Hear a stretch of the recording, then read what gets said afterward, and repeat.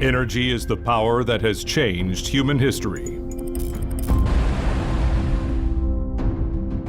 Things became faster and convenient. Our lives have changed every day. Beyond the energy evolution, making the transition to clean and safe energy is now our choice and destiny for future generations. Our efforts to reduce carbon emissions and to build a sustainable tomorrow have already begun. Starting with the Paris Agreement, we hold the P4G Summit. Replace fossil fuels with renewable energy, and companies participate in RE100. We are now facing the critical task, a significant transformation of energy systems to achieve carbon neutrality. What and how should the change be? And how different should it be? Now the discussion begins to answer the crucial question.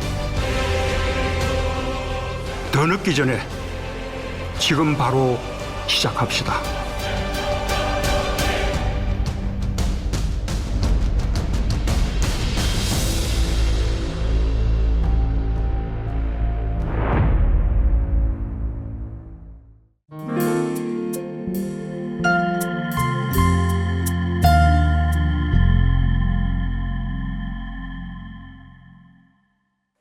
Welcome to the 2021 P4G Seoul Summit Thematic Session on Energy.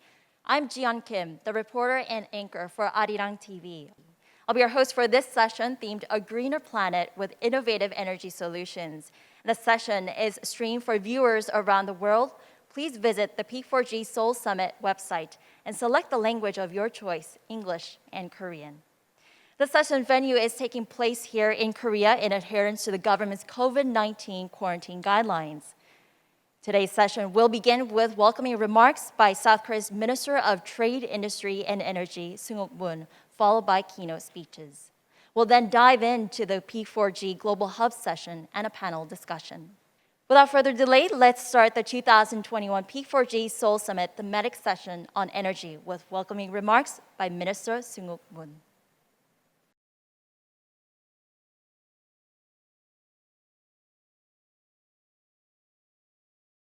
안녕하십니까? 대한민국 산업통상자원부 장관 문승욱입니다. 오늘 2021 P4G 서울 정상회의 에너지 세션을 개최하게 되어 매우 뜻깊게 생각합니다. 전 세계에서 온라인을 통해 참석해 주신 산업계, 학계, 연구계, 시민사회계를 비롯한 국제기구 관계자 여러분들 진심으로 환영합니다.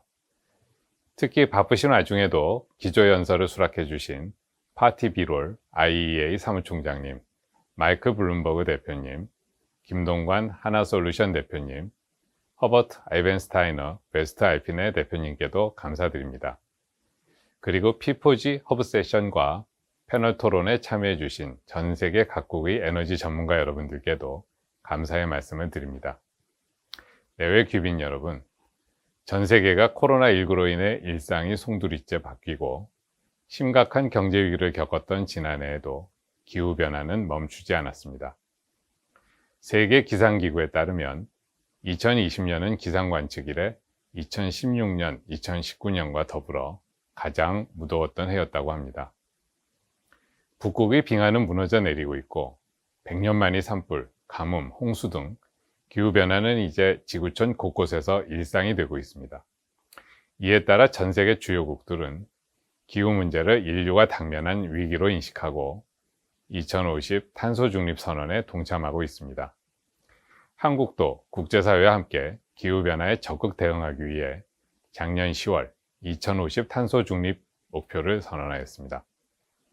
또한 지난 4월 22일 개최된 기후정상회의에서 미국을 포함한 주요국 정상들은 이전보다 과감한 온실가스 감축 목표를 발표하였습니다. 한국도 온실가스 감축 목표를 상향 조정한 NDC를 금년 내로 발표할 것입니다. 또한 향후 해외 석탄 발전, 공적 금융 지원 중단 등 탄소 중립 실현을 위한 국가적 의지도 표명한 바 있습니다. 전 세계 기업들 또한 탄소 중립 시대에 발맞춰 혁신적인 변화를 준비하고 있습니다. SK, 한화큐셀, LG 에너지 솔루션 등 한국 기업들을 포함 전 세계 약 300여 개 기업들이 R200 캠페인에 참여하고 있습니다. 석유, 가스, 석탄 등 전통적인 화석 에너지 기업들도 재생에너지, 수소 등 저탄소 사업 투자 확대를 통해 새로운 미래를 위한 도전에 과감히 나서고 있습니다. 탄소 중립은 기존 산업이 축소라는 수동적, 부정적 인식으로는 그 목표를 달성하기 어렵습니다. 오히려 새로운 성장 동력과 일자리 창출이 기회라는 긍정적 미래지향적 관점에서 접근해야 합니다. 미국 정부는 기후변화 대응을 위해 올해 3월 대규모 청정에너지 및 인프라 투자를 포함한 일자리 창출 계획을 발표했습니다. 이유는 재작년 12월 그린딜 정책을 통해 친환경 정책을 신성장 동력으로 적극 육성해 나가고 있습니다.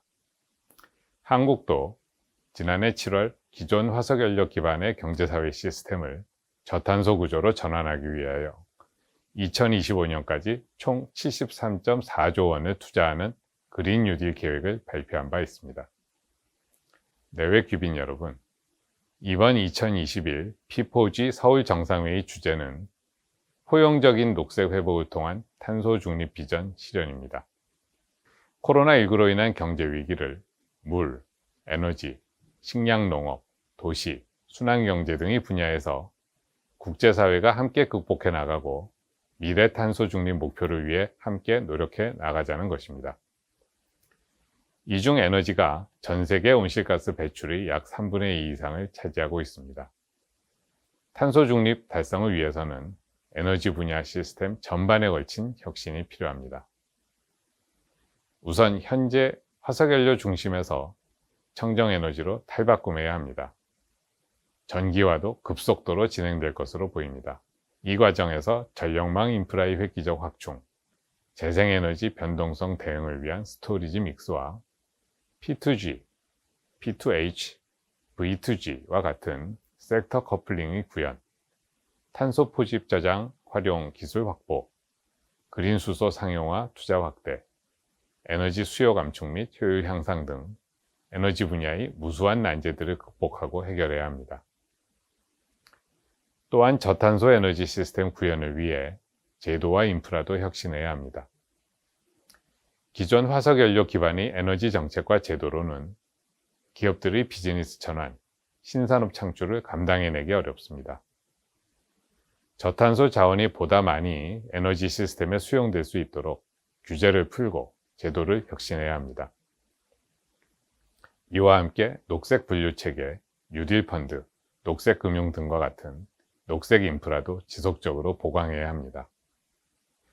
내외 귀빈 여러분, 탄소 중립은 우리가 반드시 가야 할 길이지만 아무도 가보지 않은 길입니다. 개별 기업, 개별 국가의 노력만으로는 절대 찾아갈 수 없습니다. 선진국과 개도국이 함께 탄소 중립으로 나아가기 위한 혁신적이고 창의적인 솔루션을 찾아야 합니다. 국제사회의 연대와 협력도 더욱 견고해져야 합니다.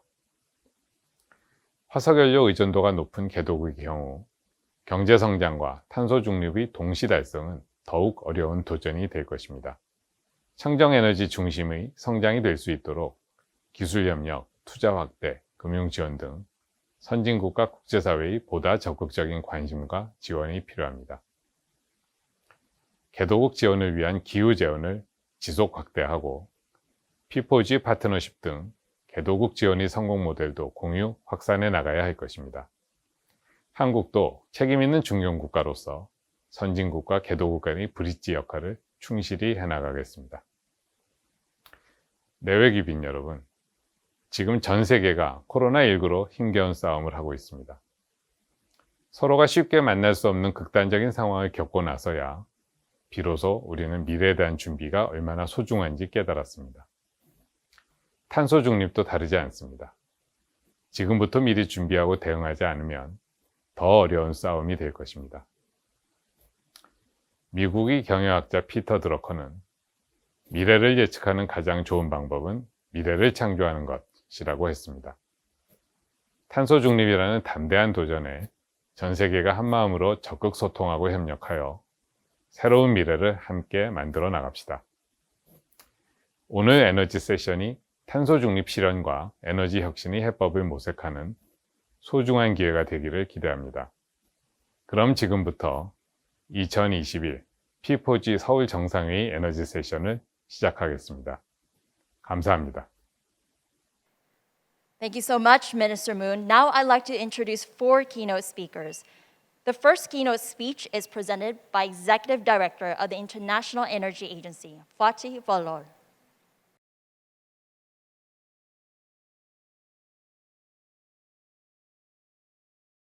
Minister Moon, distinguished guests, ladies and gentlemen, I would like to commend Korea for the leadership it is demonstrating as host of the P4G Seoul Summit. I would like to speak to you today about what it will take for the world to get to net zero emissions by 2050. Clean technologies are becoming the technologies of choice in many areas, in many countries. Solar and wind are setting new records for deployment each year. 90% of the new electricity generation capacity is coming from renewables. Sales of electric cars are heading for new highs again this year. We have also seen over the last year a proliferation of net zero pledges from countries and companies around the world. The level of commitment to fight climate change has never been higher. But take a step back, and the picture becomes much less encouraging. There is still a huge gap between rhetoric and reality. This year, instead of sustainable recovery, we are heading for the second largest increase in global emissions in history, according to our numbers. To get to net zero emissions, we will require nothing short of a total transformation of our energy system. That is why we have just released a new roadmap, the most comprehensive and detailed attempt ever made to spell out what net zero 2050 means in practice. Let's make no mistake. The pathway is narrow but still achievable, and we have no time to spare. We are in a race to net zero, but this is not an ordinary race. Countries are starting in very different places, and some, especially in the advanced economies, will need to finish well before the others. This is not a race against each other, this is a race against time. The first priority is to make 2020s a decade of a massive clean energy expansion, focusing on the technologies like solar, wind, electric cars that are ready for the big time, plus a huge improvement in energy efficiency. But we also need to see a huge increase in innovation in order to have clean energy technologies such as advanced battery technologies, electrolyzers, CCS to be part of our energy system. Those technologies which are not mature today but under development. So we have twin challenges: make the most out of the existing technologies, and second, push the button of innovation in order to make them, the advanced technologies, new technologies, part of our global energy system. In our report, we came up with over 400 milestones for governments to take us through the journey to reach net zero by 2050 between now and the next 30 years. We hope that our report provides inspiration, a broad picture for governments around the world, as well as you, distinguished colleagues, a framework for your valuable discussions. Thank you very much for listening to us. Thank you very much, Executive Director Fatih Balor. We move on to our next speaker, former New York City Mayor and businessman, Michael Bloomberg.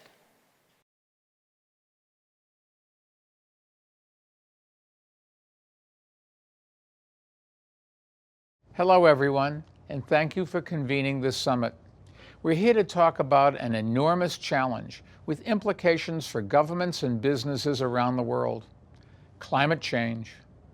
No single business, city, or nation can take on climate change alone. We have to work together to build effective partnerships and raise our ambitions. And while it's critical to set goals for 2030, we also need to make progress now. As UN Special Envoy, I've worked with leaders at every level to do that, particularly on coal-fired power plants. Burning coal remains the largest contributor to climate change, and it's a deadly threat to public health. At Bloomberg Philanthropies, we've worked with partners to retire more than 60% of all U.S. coal plants since 2011, and more than half of European plants since 2016. We've also expanded our work globally, including in South Korea. And I want to thank President Moon Jae-in for his recent pledge to end overseas financing for coal-fired power plants. And I believe that with even more commitments from countries and local partners, we can accelerate the global transition to a greener, healthier future. That includes phasing out coal in high-income nations by 2030 and the rest of the world by 2040. Together, we really can achieve it. Thank you, and keep up the good work. Thank you, former Mayor Bloomberg. The next speaker is by Chief Executive Officer of Strategy Division, Dong-Kwan Kim of Hanwha Solutions.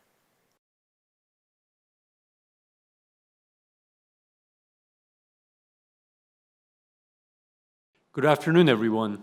My name is Dong-Kwan Kim, and I'm the CEO of Hanwha Solutions, the Total Energy Solutions division of Hanwha Group, a Fortune Global 500 company.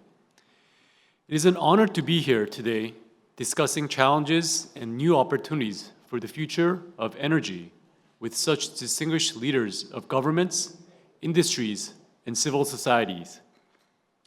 I can't wait to see how the partnerships forged at this year's summit will place the planet on track to building back better and greener. Hanwha Solutions shares your vision for a greener future and has made it its mission to provide the planet with smart, affordable, and sustainable energy. It is a mission that we take very seriously and one that has driven us to become one of the world's top solar energy companies for 10 years running. We believe that even the smallest advancements can lead to tremendous change. We've created technologies that are making energy production smarter and more sustainable, and we've done so by committing ourselves to making measurable progress against climate change, one innovation at a time. Allow me to give you an example. So much of the climate change discussion circles around what to do with existing energy infrastructure. A shift away from fossil fuels could result in billions of dollars worth of stranded assets.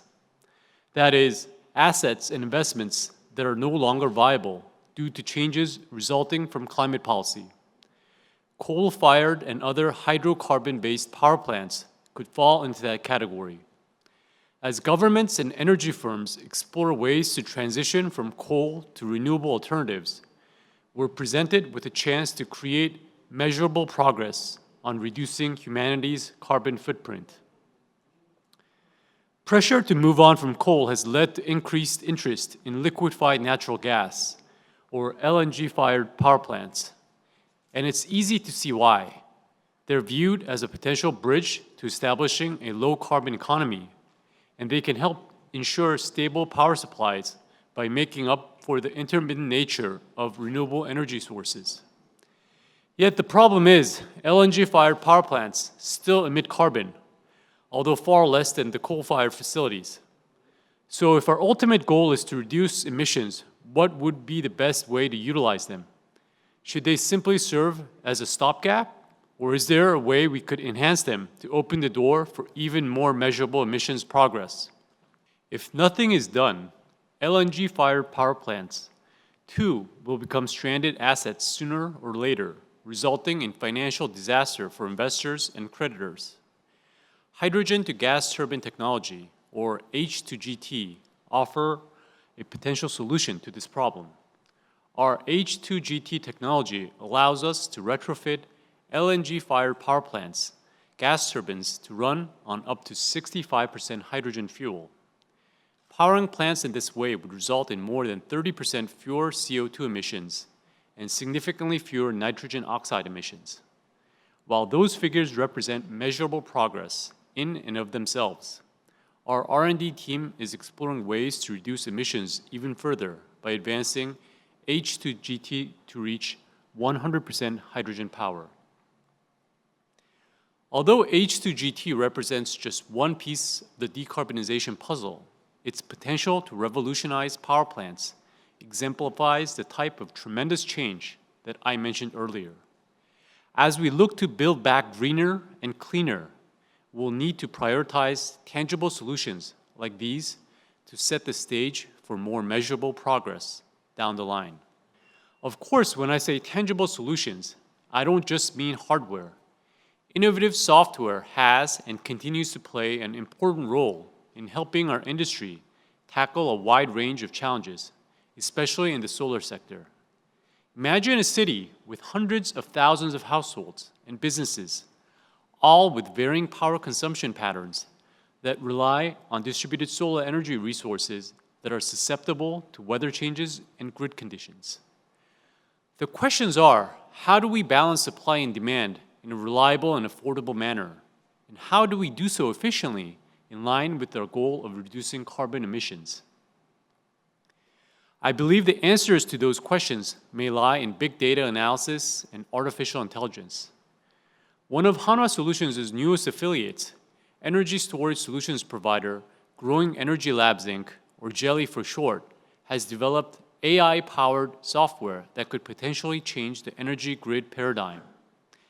GELI solutions are helping us make solar energy more ubiquitous and affordable, and can be used to create virtual power plants by combining the solar modules and energy storage systems of customers in various locations. The solutions optimize price and volume based on the amount of power customers produce and consume, and can alleviate pressure on grids by helping us identify the most efficient supply response to manage fluctuating demand. As time goes by, the solution's efficiency will help us utilize renewable energy more effectively, paving the way for us to make more measurable progress against climate change by reducing carbon emissions even further. At the beginning of my speech, I mentioned Hanwha Solutions' mission to offer the world access to smart, affordable, and sustainable energy. Technologies like H2GT and energy management software are bringing us closer to delivering on our mission, but they don't tell the full story of what that mission means to us. At Hanwha, we believe that tackling climate change is about more than innovations. It is also about making a difference in communities, which is why, as we've enhanced and expanded our green energy solutions, we've also sought out opportunities to use those solutions for the greater good. Each government and international organization in attendance today has the power to improve the lives of a community in need. The interesting thing about working for the greater good, however, is that the greater your numbers, the more good you can achieve. Through cross-sector collaborations, we can combine our capabilities to create lasting change in more communities. Reforestation projects like Hanwha Solar Forest demonstrate the true power of these collaborations. By teaming with social enterprise and with the support of local communities and government agencies, we've successfully planted over 500,000 trees in Korea and abroad, and have been recognized for our efforts by the United Nations Convention to Combat Desertification. Efforts like these would not be possible without cross-sector collaboration, whether it's making sustainable solutions more affordable, drafting green growth policies, or identifying the most urgent environmental matters at regional, national, and global levels. Each of us has a unique role to play, and each is equally important to the success of our collective cause. Climate change is as significant a challenge as humanity has ever faced, and rising to that challenge will require the combined efforts of all of us. Only by working together will we finally turn the measurable progress we've been making into transformative change. Thank you. Anyone can help plant trees to combat the climate crisis. But in reality, the issue is more complex. To grow trees, we have been burning fossil fuels and emitting carbon dioxide, an irony not many realize. Solar forest. For the past decade, Hanwha has been planting about 500,000 trees around the world with solar energy without emitting carbon.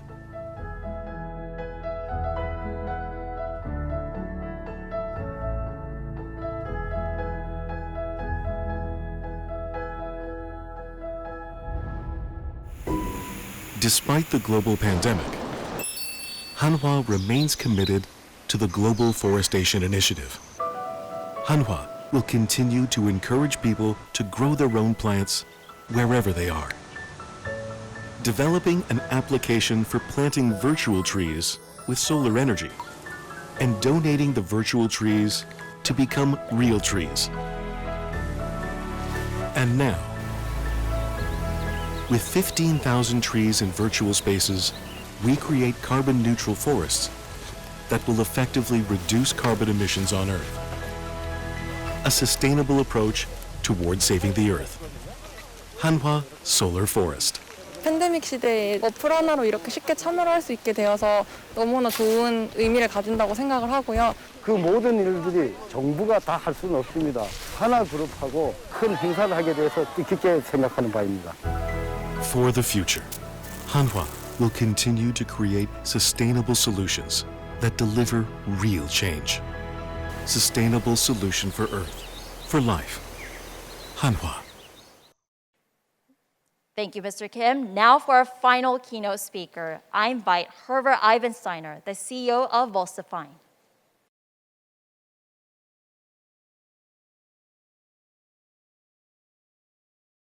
Dear ladies and gentlemen, it's a pleasure to take part in the 2021 P4G Seoul Summit. We at voestalpine take climate protection very seriously and have a clear plan of how to achieve carbon neutrality as a company. voestalpine is an international steel and technology group employing around 50,000 people at 500 sites worldwide. We are specialized in high-quality steel products for the most demanding industries. Our own steel production in Austria accounts for around 1/3 of our total revenue.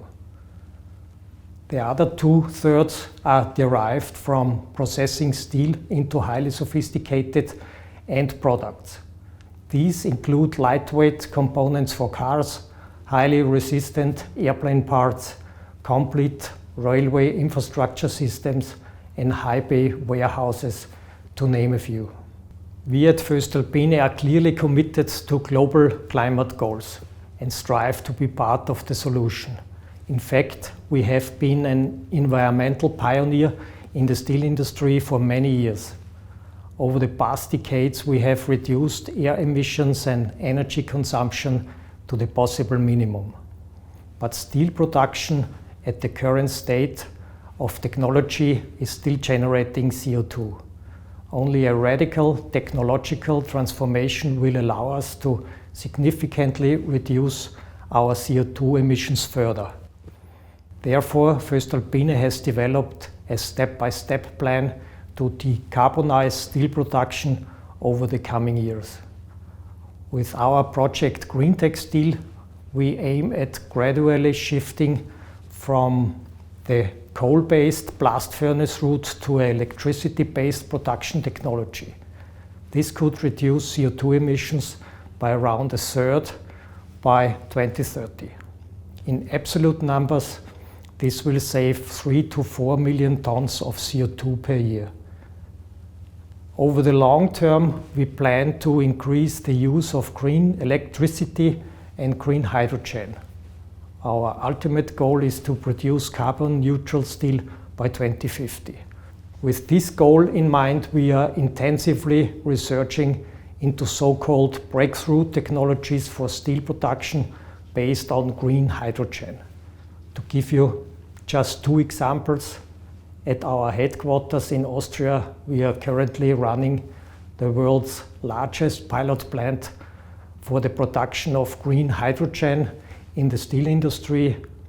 In another facility, we are testing the production of crude steel in a single process step using hydrogen plasma.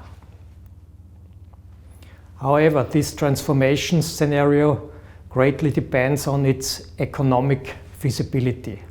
What we need in order to succeed is a policy framework that unites climate, energy, and economic concerns.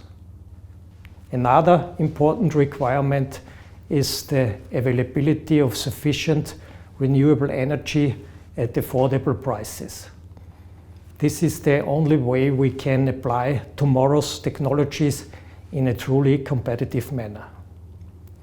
One thing is for sure, no matter how we produce steel in the future, it will be needed more than ever to realize a green future. There would be no wind turbine, no hydropower, no electric car, and no public transport without steel. It is one of the most commonly used materials worldwide and is indispensable in a sustainable society.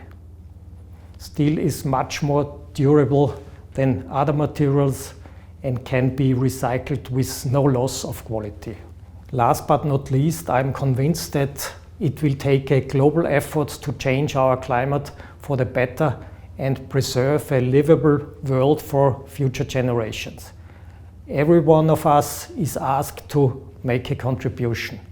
We at voestalpine are prepared to do so. Thank you.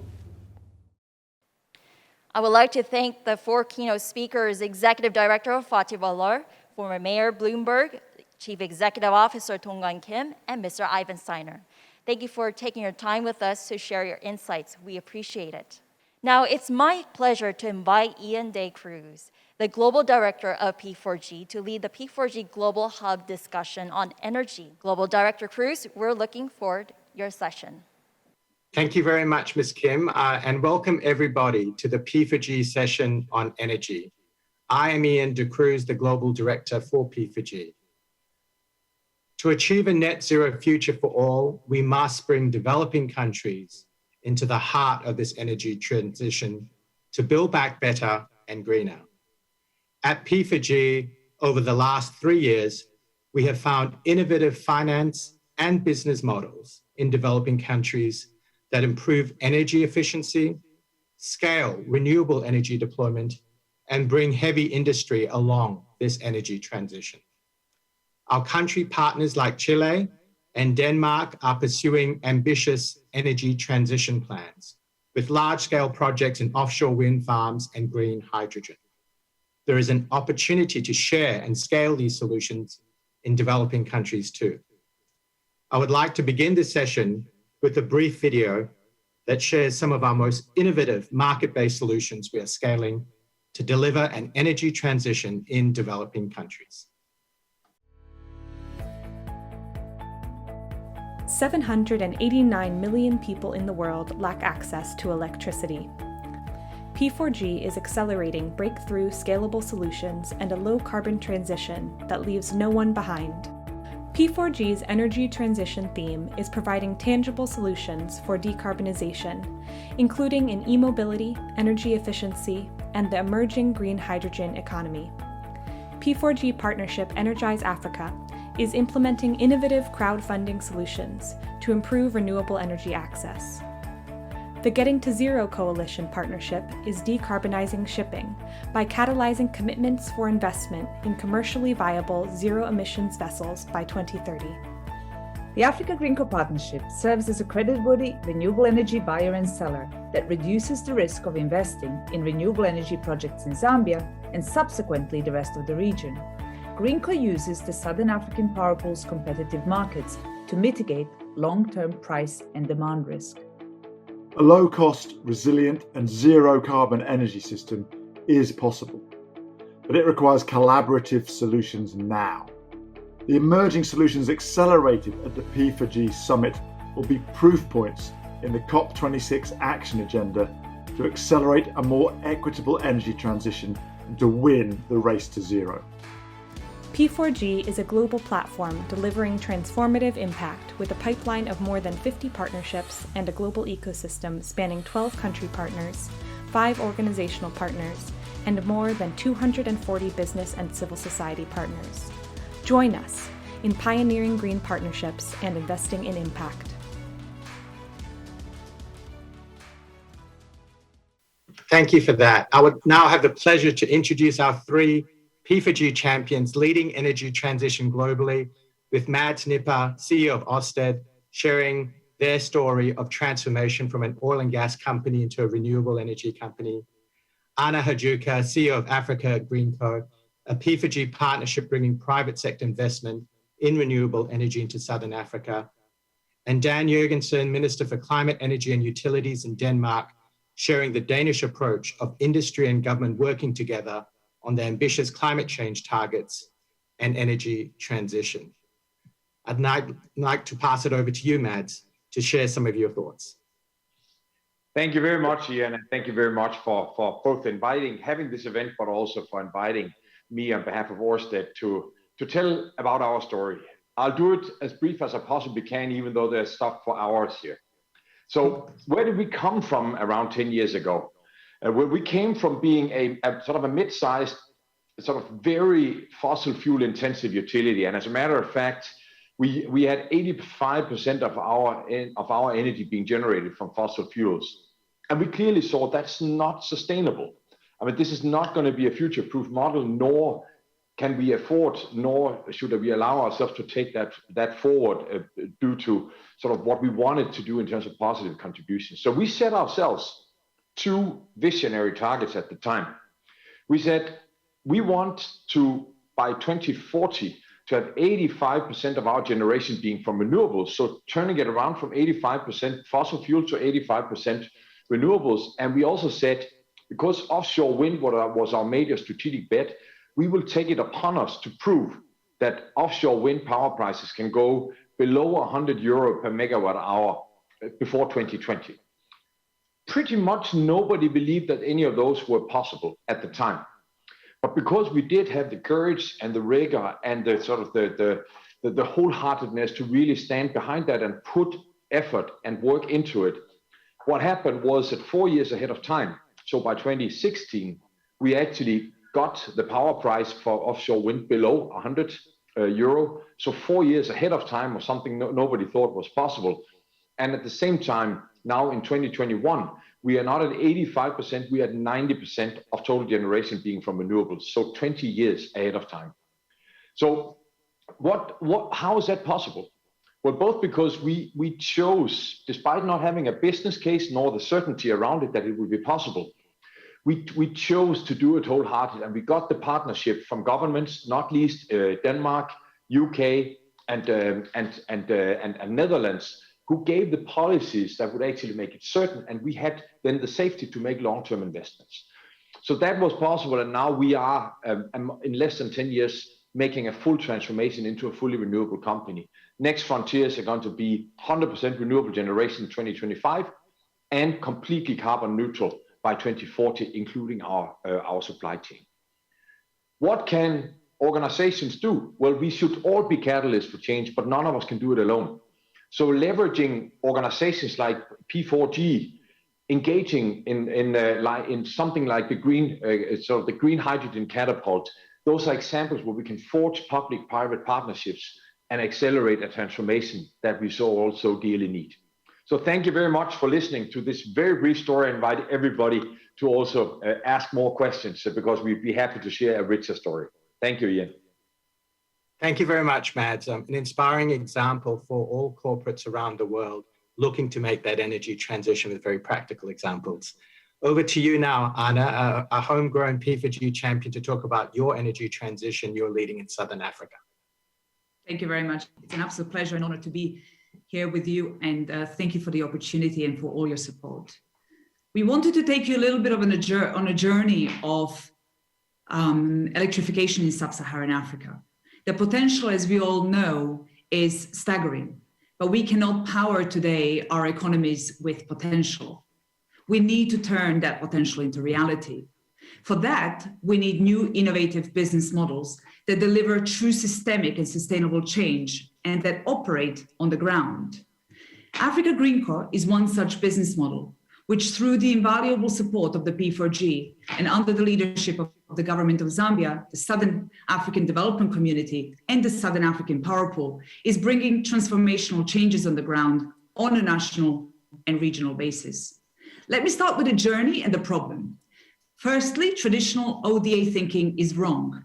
We need to better reflect the context on the ground and work in partnership with those who know best, i.e. the local actors themselves, so to align with their development priorities.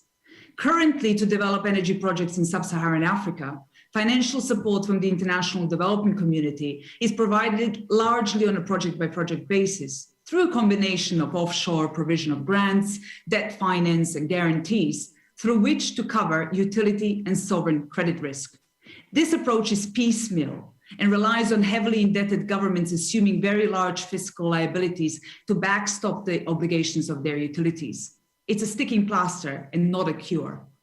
At Africa Green Co, in partnership with the P4G, Denmark's IFU, and PIG's IFRICA Africa, we are working on dismantling this paradigm. Our vision is to lead innovation and sustainably transform renewable energy markets in Africa. How do we do that? By acting as a creditworthy renewable energy buyer and seller in the market.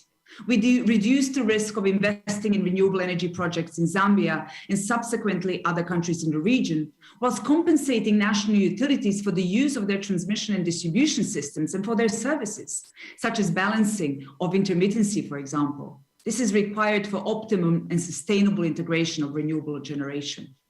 Our model is financially sustainable and has replicability and scale at heart. Greenco uses the Southern African Power Pool's competitive markets to mitigate long-term price risk and demand risk. Why do we do that? Because the regional power pools provide an alternative route to market, which will break the restrictions imposed by national sovereign ceilings. We aim to mobilize billions of US dollars by 2030 to build more than 1.5 gigawatts of renewable energy, powering nearly 6 million homes and creating 4,000 jobs. Green is currently operational in Zambia, will be operational in Namibia in Q3 this year, and is expanding its operations to other countries in the region, such as South Africa and the DRC. Together with the P4G, we believe in systems change that bring benefits to all actors in the energy space in Africa. We are proudly the pioneers in this journey, and we call on all partners to come and join us. And the P4G, if you truly want to deliver systemic change on the ground. Thank you very much to everyone and for this opportunity, and thank you to the P4G family. Thank you, Anna. Another, really inspiring, transformative example of change and energy transition. And to our final keynote speaker, Mr. Jørgensen from Denmark, to share the inspiring story of partnership between industry and climate working together on energy. Over to you, Minister. Thank you. And thank you to the Republic of Korea for hosting the P4G Summit 2021. Have any of you ever wondered why wind turbines always turn clockwise? Well, it's actually a sweet little story. In the late 1970s, an independent engineer in Denmark called Erik was about to create a blade model which would later become the global standard. Before he could get started, he had to make a major decision. Should the rotor turn clockwise or counterclockwise? The established Danish tradition prescribed counterclockwise rotation. But Erik's wife, called Tove, a true individualist, suggested otherwise one morning at the kitchen table. She wanted Erik to show his independence too. So, when wind turbines all across the planet all turn clockwise, it's because Erik listened to his wife. In Denmark, we have a long history of listening to each other, cooperating and finding solutions together. This is part of the reason why we've come so far in the green transition. Since the oil crisis in the 1970s, the Danish government has invested heavily in the development of wind power, funded research and continuously worked to improve the framework conditions for companies in the industry. Today, Denmark has a world-leading wind industry. For instance, Ørsted, our largest energy company, what began as an oil and gas company decades ago now ranks as the world's most sustainable energy company.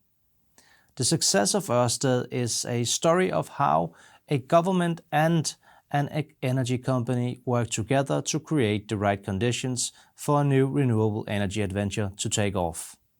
By sharing our experience in a new report titled From Black to Green, a Danish sustainable energy growth story, we hope to inspire our international partners to embark on a similar collaborative journey. There is no doubt that close cooperation with the entire business community is crucial to the green transition. This is why in Denmark we've established 13 climate partnerships with the business community, covering all parts of our private sector. The purpose is to strengthen the dialogue between the government, the business community and trade unions on opportunities and barriers in our country's green transition. So far, it has been a great success. The climate partnerships have presented more than 400 recommendations for the green transition. That is impressive and important.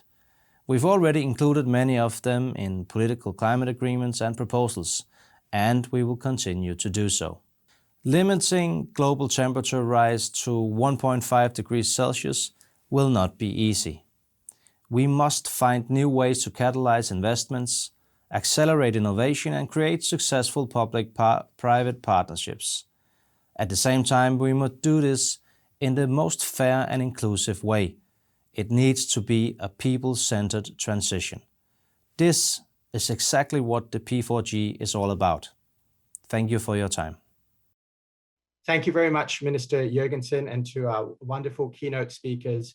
You have provided very tangible examples of energy transformation, of the speed and scale we need in this decade of action. We now pass over to our panel discussion to really talk about some of the specific solutions emerging in developing countries. And to do that, we now have three keynote speakers here to talk about this. Mr. Saurabh Kumar, the Executive Vice Chairperson of EESL, driving an innovative commercial approach to energy efficiency and demand management in India, and looking to replicate this in other developing countries. Lisa Ashford, CEO and Director of ETHEX, bringing retail investors in UK to invest directly in small, medium enterprises and entrepreneurs in Africa, providing access to clean energy. And Max Correa Achora, Head of the Fuels and New Energies Division in Chile, Ministry of Energy, outlining Chile's vision to be a leading producer of green hydrogen energy. So the first question to the panel, what are innovative models you are working on that unlock investment to scale access to energy efficiency investment in renewable energy generation?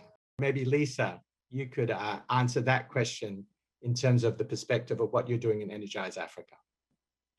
Thank you, Ian, and pleasure to be here today.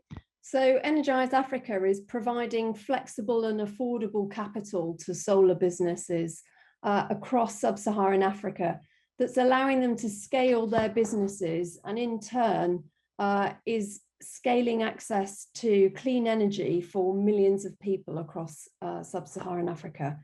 We're the missing link that is not being addressed by some of the larger financial institutions, and we're using innovative solutions to try and bridge this gap. So far, we're operating in 15 African countries with over $31 million invested by the crowd. And our mission is to mobilize $1 billion into this sector, allowing more than 50 million people to get access to clean and affordable energy. Through P4G's funding and networks, it's put us firmly on the map, allowing us to scale and innovate early on in our growth pattern. We have a huge financing gap to meet, the SDGs, and retail finance blended with institutional money can help bridge this gap. And we need to mobilize everyone to bring them along on this journey in order to meet the SDGs. We know that there's demand from individuals to take action on climate change and to help meet the SDG targets.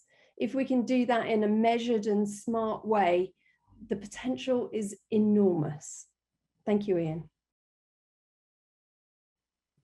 Thanks, Lisa, for that very tangible example of transformation with direct investment into our African countries to build back better and greener, especially in the context of the pandemic. So we now have Saurabh to join us. It'd be great to hear, Saurabh, your innovative model in India, looking at energy services companies and how you're looking to take a commercial approach there and replicating that in other developing countries. Over to you, Saurabh. Thank you, Ian.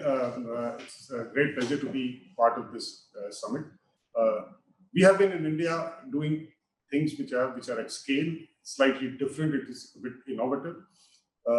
And very quickly, what we have been able to achieve over time is our most famous lighting market, which was the Ujala program, where in the last 4-5 years, we have been able to replace more than 370 million incandescent bulbs and CFLs. And we were able to achieve without any subsidy from anyone, simply by aggregating, creating business models which were good.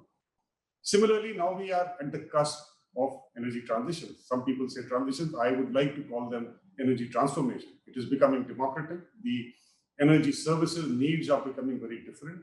And in this country, and your video very rightly said, a large population is without access to commercial energy. And India is one of them which do have this problem completely. So we have come out with a very innovative model that we call convergence. And I'll very quickly try and explain what that model is and how it is something that can be scaled up, replicated anywhere else in the world. Here, what we are doing in a state, in a rural areas, we are putting together very small, between 0.5 megawatt and 2 megawatt of solar installations and feeding them directly to the demand on the rural side. Side by side, we are also putting together small battery storage units, which are able to store energy from solar and use it for multiple purposes in the villages. For example, public lighting. Most parts of rural India do not have public lighting, and we have estimated the total requirement of public lighting in villages is upwards of about 50 million in the country. So the public lighting is one, and you can add many more things like induction cook stoves. The whole idea of this thing is to put together all these value stacks into a power purchase agreement and deliver it to the utility, to the benefit of the rural community. And therefore, it's a model which is renewables, which is sustainable, and we're hoping to build a sustainable future for our villages. Thank you, Saurabh. A very powerful example of aggregation, scaling, a commercial approach, and also how we can bring cross learnings from India to other countries, whether it's India, Indonesia, Kenya, and our other partner countries. Thank you for that, Saurabh. So those are two very tangible examples of what is being done now for transformation. And Max is at the heart in Chile of an energy transformation at a country level as you look to a future industry and how we can actually bring heavy industry. Over to you, Max. Thank you very much, Ian, for having us. First, I'm glad to say that the Chilean energy sector has maintained its investment momentum throughout the pandemic. This year, we have near near 150 new renewable energy projects under construction, which together accumulates around 6 gigawatts of capacity, which accounts for all solar and wind projects built in the past 10 years combined. It's pretty amazing how the energy transition is accelerated. And well, as you may know, Chile, as many other countries, throughout our updated NDC, we have committed to achieving carbon neutrality by 2050. And our plan is ambitious, but in essence, it is simple. First, we will clean our electricity generation capacity by phasing out coal and increasing the amount of renewable energy. Our aim is to achieve 70% of renewable generation before 2030. Second, we will prompt investments in transmission and storage, but network flexibility and security. And third, we will replace fossil fuels with electricity across different sectors of the economy: mining, industry, transportations, and buildings. But we know that direct electricity consumption will not be enough. We need lots of energy and efficiency.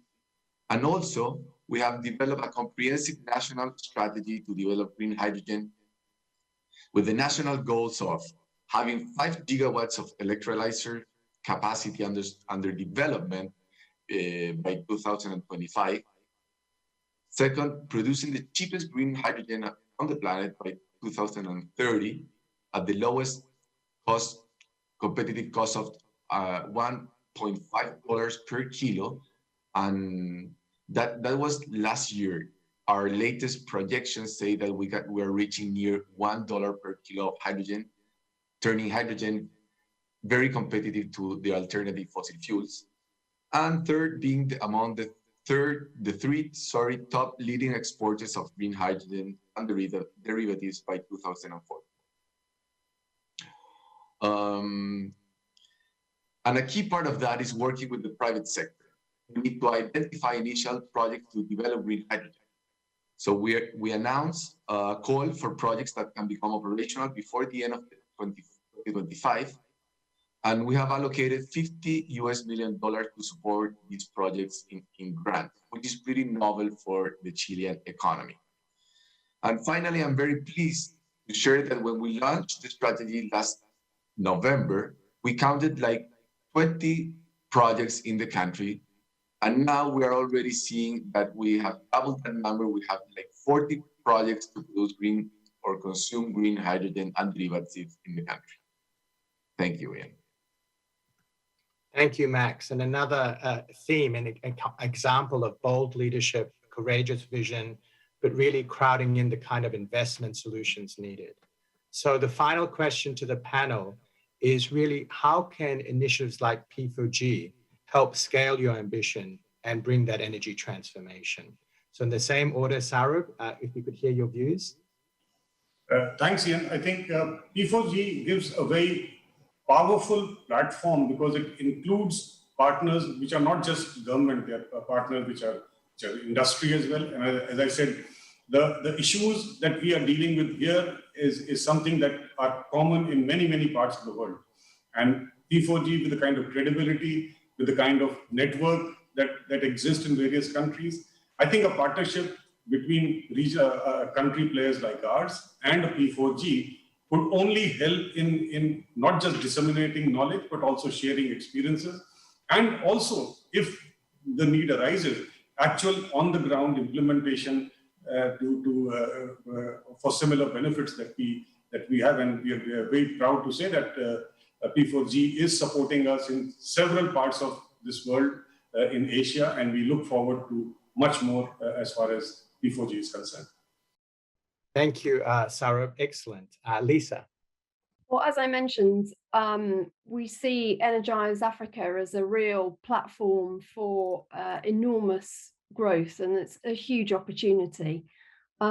We see that we could develop beyond Africa into many other countries and regions. And apart from our name of Energize Africa, there is potentially nothing to hold us back. And we will be addressing that in due course to allow us to be able to develop in other sectors and across other regions. We're already trialing projects that we're funding for India, and we look to develop further across Asia and other countries. Beyond that as well, in terms of sectors, we're moving beyond solar. We started with domestic solar. We've soon incorporated commercial and industrial solar and productive use of solar. Beyond that, we're starting to trial agri-tech funding, and we could potentially move into funding organizations that are scaling up in terms of clean mobility, water, and beyond. So using innovative approaches will allow us to scale up what we're doing, speed up what we're doing, allow us to help different sized organizations in a way that's effective and efficient. Also, we're looking at market development where there are areas that need further knowledge-based work before we can open them up for scaling up energy access on a distributed basis. So work in Ethiopia, for example, on market development that we've been partnering with P4G on. Collaboration is absolutely key, and it's been mentioned before, and I think P4G is helping us to access players that are not necessarily traditionally active in this space. So apart from the support that we have from P4G, UK Aid and Good Energies Foundation, we're looking to DFIs and other more traditional financial institutions to partner with us to allow us to scale and allow us to open up these new markets. And by using finance in this very catalytic way, we hope that we can really be on the front sharp edge of innovation. Solutions like Energize Africa potentially are limitless in their growth, and they're highly replicable around the world. I think we're proof that this can be done, and we would like to see Energize Africa scale much further. Thank you, Ian. Thanks, Lisa. And then over to you, Max. Yes, we believe that platforms like P4G are necessary to pursue a global green hydrogen strategy. We need to partner and collaborate with countries interested in embarking in this clean and novel energy carrier. And in this area, where we can benefit is where we can benefit from other P4G's national platforms and networks to connect with potential off-takers, technology providers, and project developers. We are here in Chile developing what we call a green hydrogen diplomacy to position the country as a source of clean fuels and energy carriers. For example, we have an energy partnership with Germany and have already signed MOUs with Singapore and the Port of Rotterdam to carry out joint work on setting up international supply chains of green hydrogen and derivatives. And we seek to replicate this bilateral cooperation with other target markets around the globe as well. An investment will also be critical. Our carbon neutrality goals implies investment opportunities for the country between 27 billion to 48 billion by the year 2050. In a recent request for information, we received 18 expressions of interest in green hydrogen initiatives requiring investments in excess of 12 billion. And also we will need multilateral collaboration. We are working with the World Bank and the Clean Investment Fund to design appropriate financial mechanisms such as a green hydrogen fund. P4G, with its global network of public and private leaders and a focus on innovative market-based solutions, is the type of initiative that's needed to help countries transition to clean energy. Not just for the power sector, but for the hard-to-abate sector as well. So we're looking forward to working with P4G on the energy transition and clean hydrogen area as an example. Thank you so much, Max. It's a really good example of really scaling and replication from green diplomacy to what you're doing in Chile to Lisa's example of replicating and scaling this model in other countries and regions, but also to other sectors. I might just quickly take the liberty to get Mads Nipper to also share this idea of green hydrogen and maybe your views of where P4G can help Mads, building on what Max just said. No, absolutely. I'd be happy to do that, Ian. And I think, I mean, like everybody else, we clearly need green hydrogen to decarbonize the hard-to-abate sectors. That's without a doubt. And it's difficult. And I think what P4G can do is to share experiences and really advocate for the right policy to scale, because the technologies are there. I mean, electrolyzer technology is there. So what we really need is sufficiently cheap and sufficient quantities of renewable energy. And what's needed for that is to make the necessary seabed or land available, to ensure that the developers have the right policy, safety or security to make the long-term investments. And then also to ensure that we help governments around the world to understand this is not just a matter of giving investment support. It's about, for a number of years, to create the necessary production support to make it competitive versus the alternatives, the black alternatives, so to speak. And this is something which is difficult. And all around the world, if we can share those best practice experiences, and if we can also help leapfrog in the developing markets, that would be a fantastic accelerator, apart from what P4G already does so well, namely to forge partnerships between public and private entities. Thank you so much, Mads. And I think a personal ambition for me is to see how we can help create that green hydrogen network using our wonderful countries, partners, and corporates in P4G.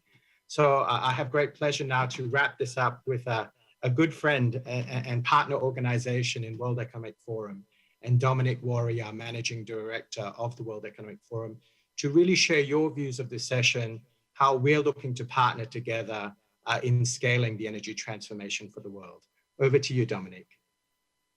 Thank you very much, Ian. It's a delight, privilege, and pleasure to be here, and also to be a partner of P4G, which is such an excellent initiative with all of the governments and other institutions involved. It's just been brilliant to listen to the conversation, whether it's from Ørsted or Energize Africa or Africa Green Co, or the ministries from Denmark and Chile, or Energy Efficiency Services Limited from India.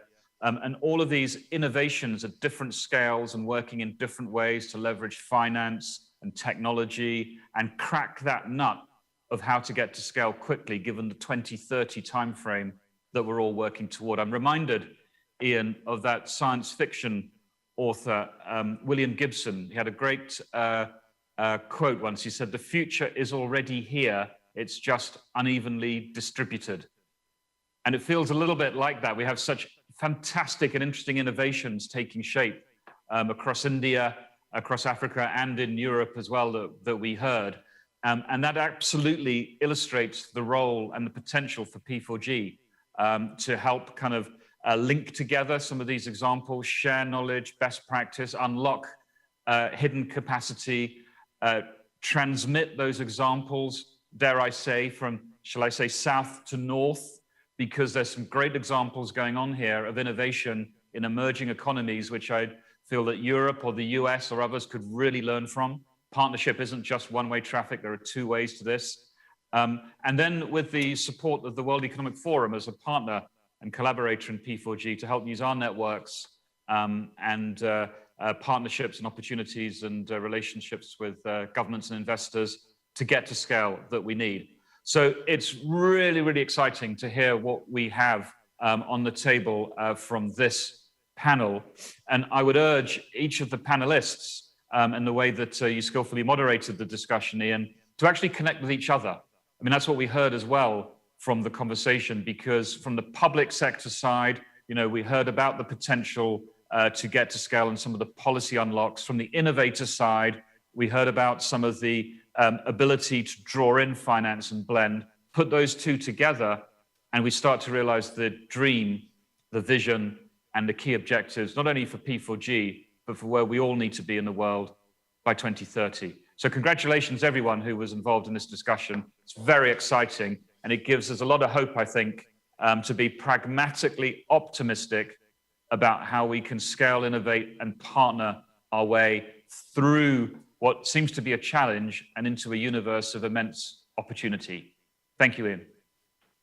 Thank you for those inspiring words, Dominic. This is truly the P4G family in action. And to all of you in the global audience, These are the pioneers, leaders in government, business, civil society working together to really scale energy transformation for the world, where developing countries are at the heart of building back better and greener in this decade of action.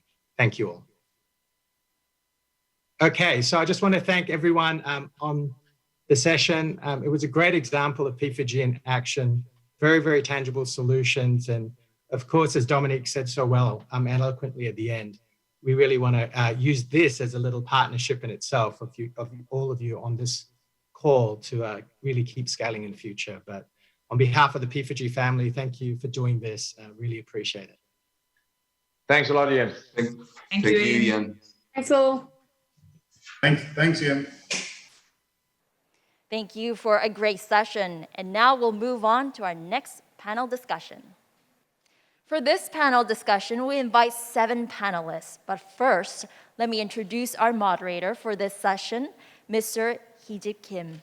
He is the current CEO of IDEA, as well as visiting professor of Seoul National University Graduate School of Engineering Practice. He's also the former chief managing director of Accenture, Korean and Asian energy industry. Now I'll hand over the floor to you, Mr. Kim. Nice to meet you all. Thank you very much for attending today's session. This is Hee-Jip Kim. I'm the moderator of today's panel discussion. It's an honor to host this panel discussion with highly respectable global leaders. Let me briefly introduce myself. I used to work for Accenture for 26 years and leading energy industry sector for Asia. And now I'm teaching energy transformation, the lovely subject at Seoul National University. It's an honor for me to have this panel, and I believe this is a very important topic, as you all agree. As the minister says before, energy industry is generating about 2/3 of greenhouse gas in the world. So it is very important for us to find out the solutions in the energy sector in this topic. Today's objective is to brainstorm on our strategy to achieve global carbon neutrality. And we have highly respectable 7 speakers, and I'll introduce each speaker, and I'll ask each speaker to introduce themselves shortly. First, Stéphane Michel, would you please introduce yourself?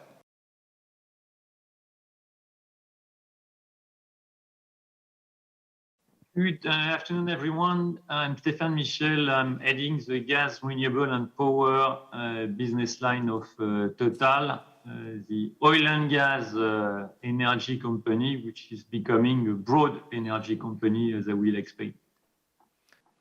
Thank you. And Mr. Andrew Marsh?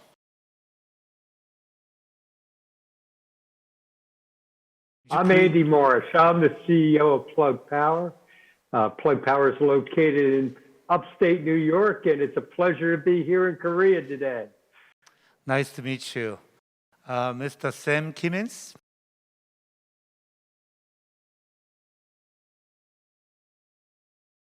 Hi, my name's Sam Kimmins. I'm the head of RE100 with the Climate Group. RE100 brings together 311 of the world's largest corporates, all committed to using 100% renewable electricity. I'm delighted to be here. Thank you. Yosuke Kiminami-san?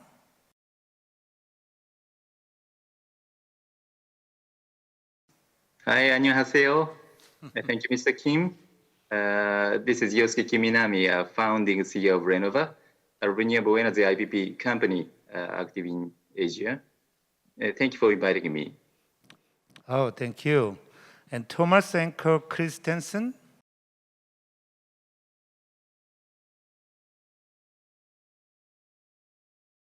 Hello, everyone.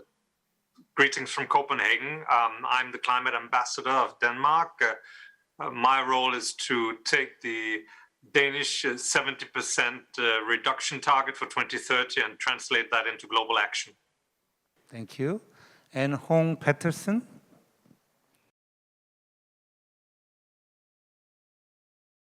Hi, good morning, good afternoon, good evening, everyone. I'm Hong Patterson. I'm the CFO and the Director for Support Services for the Green Climate Fund. Founded and established under the UNFCCC, the Green Climate Fund is the world's largest climate-focused fund, helping developing countries to reduce their greenhouse gas emissions and enhance their ability to respond to climate change in line with the Paris Agreement. Thank you. And Song Eun-jang.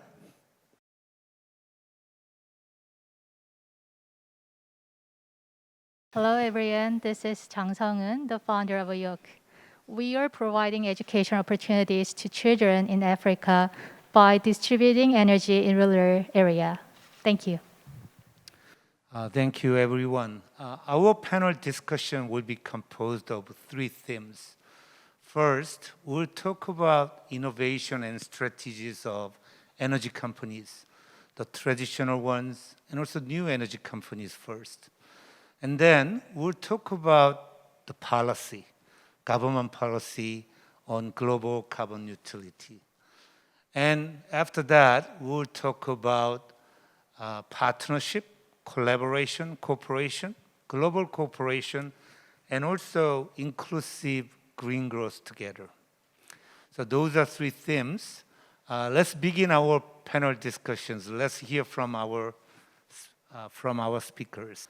Stéphane Michel, would you please start? Thank you, Mr. Chairman. And thank you for the invitation and choosing the term survival and innovation strategy for traditional energy company. I guess I'm the representative in this panel of what is behind me and the way you see me, a dinosaur. A dinosaur whose only future is to disappear because they are not relevant because of the climate change challenge. And I just hope that in 5 minutes I will be able to convince you that you are wrong and that actually what I am is what is behind me, something broad and diverse. Why are we legitimate? Our role is not to sell oil and gas. It has never been to sell oil and gas. Our role is to sell energy to the planet and provide something that is key for life. The challenge we all have is to be able to do that while at the same time we take care of the climate change and we are able to reconcile the need for energy and respecting sustainable development of the planet. And that's why Total has decided to transform itself and to turn into a broad energy company and even to change its name from Total to Total Energies. With a clear commitment with society to achieve carbon neutrality in 2050, but more importantly, to take some concrete steps to decrease our Scope 1 and Scope 2 emission clearly as of 25 and 2030, with a 40% decrease of our emission versus 2015. And then on Scope 3, again, with society, because we are not alone to change things, to try to reach carbon neutrality by 2050. How are we going to do that? There are 4 key pillars for us. The first one is clearly to build an electric arm to our company, both on renewable aspect, and we have embarked in a journey in the last 5 years where we are building solar and wind energy, reaching 7 gigawatt as I speak, with a pipe to reach 25 gigawatt by 2025 in Europe, in the US, in India, in Asia, and trying to reach 100 gigawatt by 2030. And we are well on stream to do that, investing more than 2 billion per year in that sector, and confident we will deliver that. And we believe that the global reach and our ability to manage big projects that we have developed in the oil and gas will help us to achieve that and to become one of the top 5 renewable company in the world. So that's one. Second, developing as well our presence in the electricity market down to the customer. And we are honored to be serving today more than 7 million customers in Europe and going to 13 million direct customers in gas and electricity by 2030. So renewable distribution of electricity and gas. Third axis is promoting LNG.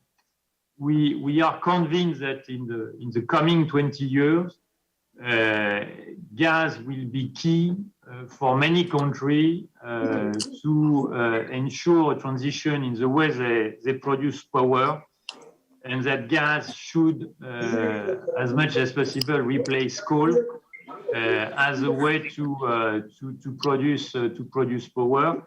At the same time, we are developing renewable energy, but you have to take care of the intermittence of what can be produced, and we still believe that gas should be part of the solution.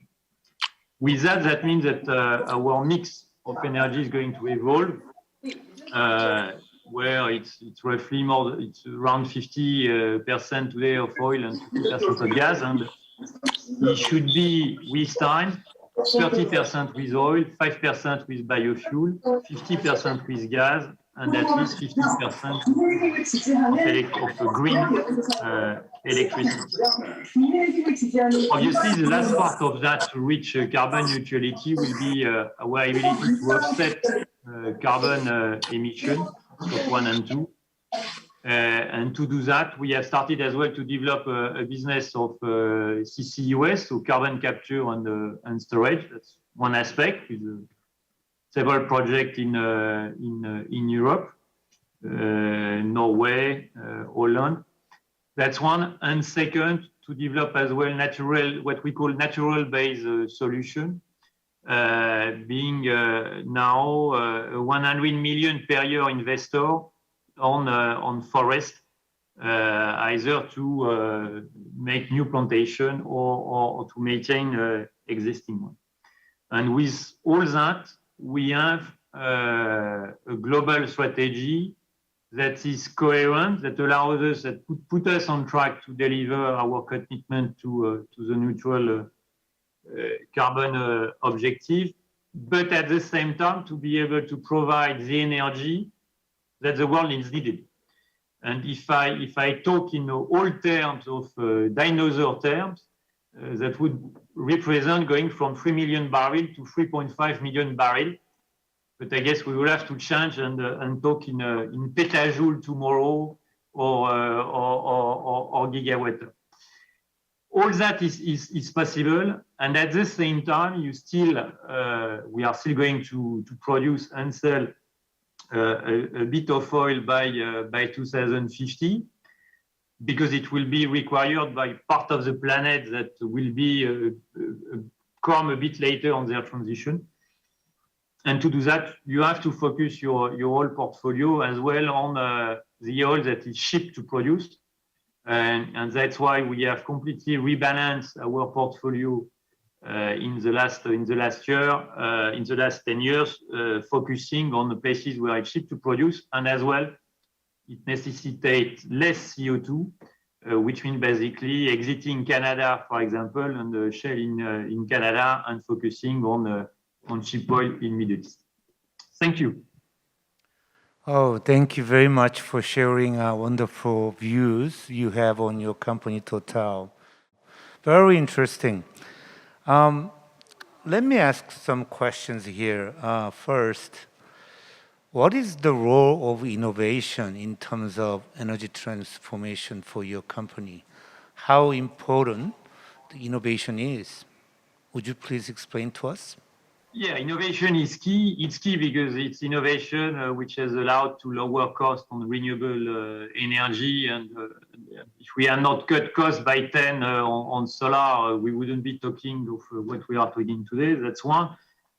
innovation will be key for hydrogen and to make hydrogen a reality tomorrow. It's going to continue to be key to optimize all the power system and to be able to take into account how to manage the intermittency of renewable energy. We are investing 1 billion on the battery for electric vehicle, as we are as well shareholder of Saft. And innovation here is absolutely key to make that transition. So it's absolutely exciting because I believe that has been not been for a while a period of history where the transformation is so huge and innovation is so key in what's going to happen in the energy sector. But we should not forget that it's R&D with what we call low TRL, but one of the challenges as well is to industrialize all that and put it at scale.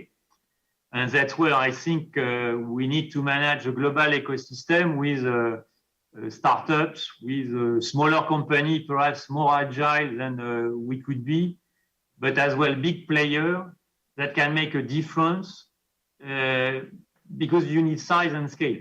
And the big question for us is as well to be able to entertain that ecosystem and partnership with people with great ideas and more agile than we could be, but unfortunately with less financial means, and it's by the cooperation that we will make it happen.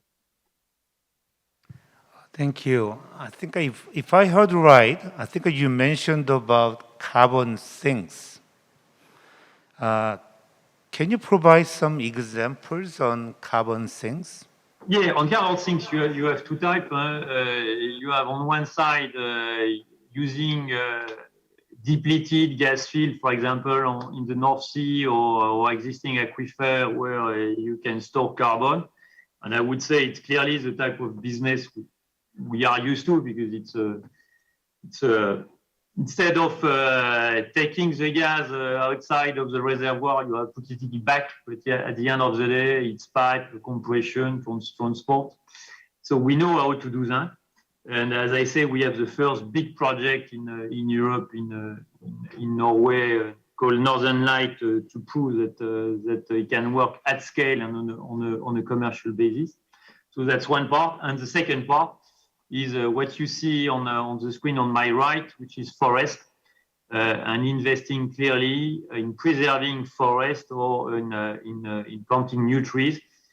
And we are currently investing 100 million per year. We just closed several deals in Gabon, in Congo, in Peru. What is important is to do it in collaboration with a local stakeholder. Because if you don't ensure that they make a living for what you are doing, it's not sustainable. So you need to check the best standard when you are doing that. But we are sure that it will allow us to get carbon ton at let's say $10 per barrel, $10 per ton, which is our objective. Thank you very much. Appreciate it. It must be a great challenge for traditional oil and gas company to make the energy transformation. Thank you. Yes, let's move but on. It's very exciting as well, and we are sure that we won't end up like Kodak, for example, being judged irrelevant to the energy market. Thank you. Thank you. All right, let's move on to the second speaker. Mr. Andrew Marsh, would you please? Thank you. I'm going to share my screen here, and I appreciate the opportunity to speak today. As I mentioned, I'm the CEO of Plug Power, and Plug Power created the first commercial market for fuel cells. And not the sexiest market in the world. We put fuel cells in the forklift trucks, but we've actually deployed over 40,000 units to date with people like Amazon and Walmart. And during the COVID crisis, fuel cell powered forklift truck actually delivered more than 25% of food that went on folks' table. But to do this, we needed to develop a turnkey solution. We've actually built over 120 hydrogen stations, which will reach 175 by the end of this year. We also are the largest user of liquid hydrogen in the world, using over 40 tons a day. That's equivalent to 80,000 gallons of gasoline. Company also, when you look at it, has developed some unique technologies. We are, in the United States, the largest manufacturer of MEAs.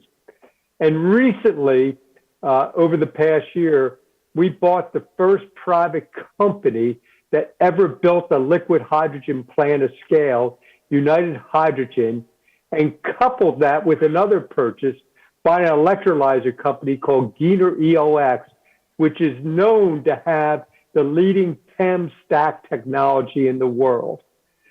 Plug, just to give you a feel, did in the fuel cell and hydrogen space over $240 million last year.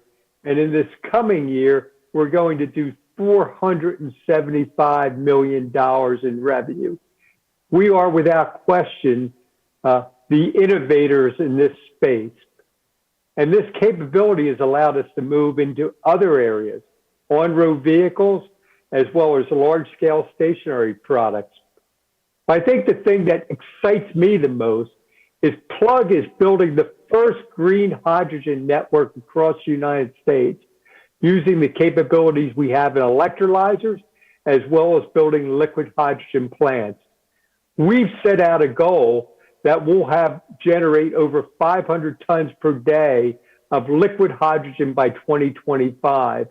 And globally, and this is all going to be green, we've made a commitment that the future is green, not because of us, because we talk to people like Amazon, Walmart, Home Depot, who tell us that to meet their net zero goals, they need green hydrogen. We'll be doing over 1,000 tons by 2028. For example, we have a partnership in Spain with Acciona. I just wanted to let you know that hydrogen, and I think many folks know, can help reduce the carbon footprint by 6 gigatons by 2050. And it's not just all in transportation. You can see transportation is only half the issue. Lots of opportunities in industrial energy, such as steel manufacturing, building heating. We're working with many companies with putting hydrogen into their natural gas pipeline. I did want to just stop and talk about Plug is, and I think it started out by talking about the world is how you build partnerships. By the end of the second quarter, we'll announce a JV with Renault, where Plug Power and Renault will be putting fuel cell light commercial vehicles on the road in the coming year. Actually, we're looking to do 10 pilot sites in 2022. Now, this joint venture will be based in France. It has a goal that by 2030, we'll have over 30% of the fuel cell electric vehicle market in Europe. Now, and this, like our business and material handling, we not only will be selling vehicles, we'll be selling the hydrogen infrastructure, as well as the ability to generate green hydrogen. And we haven't forgotten Korea. I think many folks in this seminar know that Korea has ambitious targets by 2040. SK, the second largest conglomerate in Korea, invested $1.6 billion in the Plug Power in February. And we're looking to not only do fuel cell systems, but fueling infrastructure, our electrolyzers, and our large-scale stationary products. We're looking to deploy in Korea by 2025 with SK over 400 megawatts of stationary products. You got to have a place to build it. And we're building a gigafactory located in Rochester, New York, actually where Kodak is. And a lot of the technology, interesting enough, to make MEAs is very similar to the capability that that existed at Kodak years ago. We'll be putting out over 1.5 gigawatts of output next year out of this facility, making 7 million MEAs, stamping our own plates, building electrolyzer products. So as you can see, this gigafactory actually has 256 pieces of unique equipment, which we're planning to duplicate with SK in South Korea. So the Plug story, this is the company that established the first market in the hydrogen industry. We're going to be a major player. We've been driving the green hydrogen economy. As you heard, we're deeply involved in on-road vehicles and large-scale stationary. We're expanding our geographical footprint with partners like SK and Renault. And look, we have over $5 billion on our balance sheet at the end of the first quarter. So we're well positioned to meet our ambitions. So that's the Plug story. Thank you very much. Oh, very aggressive and impressive. Your company is already famous here in Korea. Yes, that is correct. I'd like to ask one question. It's an obvious question, but can you explain to us how hydrogen will contribute to the global carbon neutrality? So when you look at, with folks like Total, Plug Power's members of the Hydrogen Council, which is a global organization of over 80 countries. The council and company believe 18% of world's energy will come from hydrogen by 2050. There's many applications where batteries aren't the solution, where solar is not the solution, but there's many applications where they are. So if you think, for example, let me point out a couple, large heavy-duty vehicles, where because of the energy density advantage of fuel cells, as well as the lighter weight, fuel cells have unique advantages. I think when you also look at opportunities such as industrial heating and steel manufacturing, batteries and electricity don't have the heat content required for those processes. And that's why we believe that by 2050, 6 gigatons of CO2 will be removed by moving to hydrogen in the future. Thank you very much. Because of a time constraint, we'll move on. Let's go to Mr. Sam Kimmins. Would you make your speech for us? Thank you very much. So I'll just quickly share my screen. I hope you can see that. So my name's Sam Kimmins. I'm the head of RE100 with the Climate Group. RE100 brings together currently 311 of the world's largest companies committed to 100% renewable electricity for their global operations. This is the latest side of our membership. We're going to need a new way of showing this shortly because we're running out of space on the slide and we can't get the logos any smaller. But to give an idea of the scale of RE100, together our members' electricity demand exceeds that of Italy. So over 300 terawatt hours per year, that's around 2/3 the annual electricity demand of South Korea. So, and these companies are putting their money where their mouths are. IKEA, I found a member, famously owns more wind turbines than they do stores. And in fact, 10% of new renewable additions last year were through corporate power purchase agreements. So this is having a real tangible impact on markets. So why are companies doing this? Well, they're stepping up to RE100 because they know that their future competitiveness is dependent on being able to use cheap, clean power.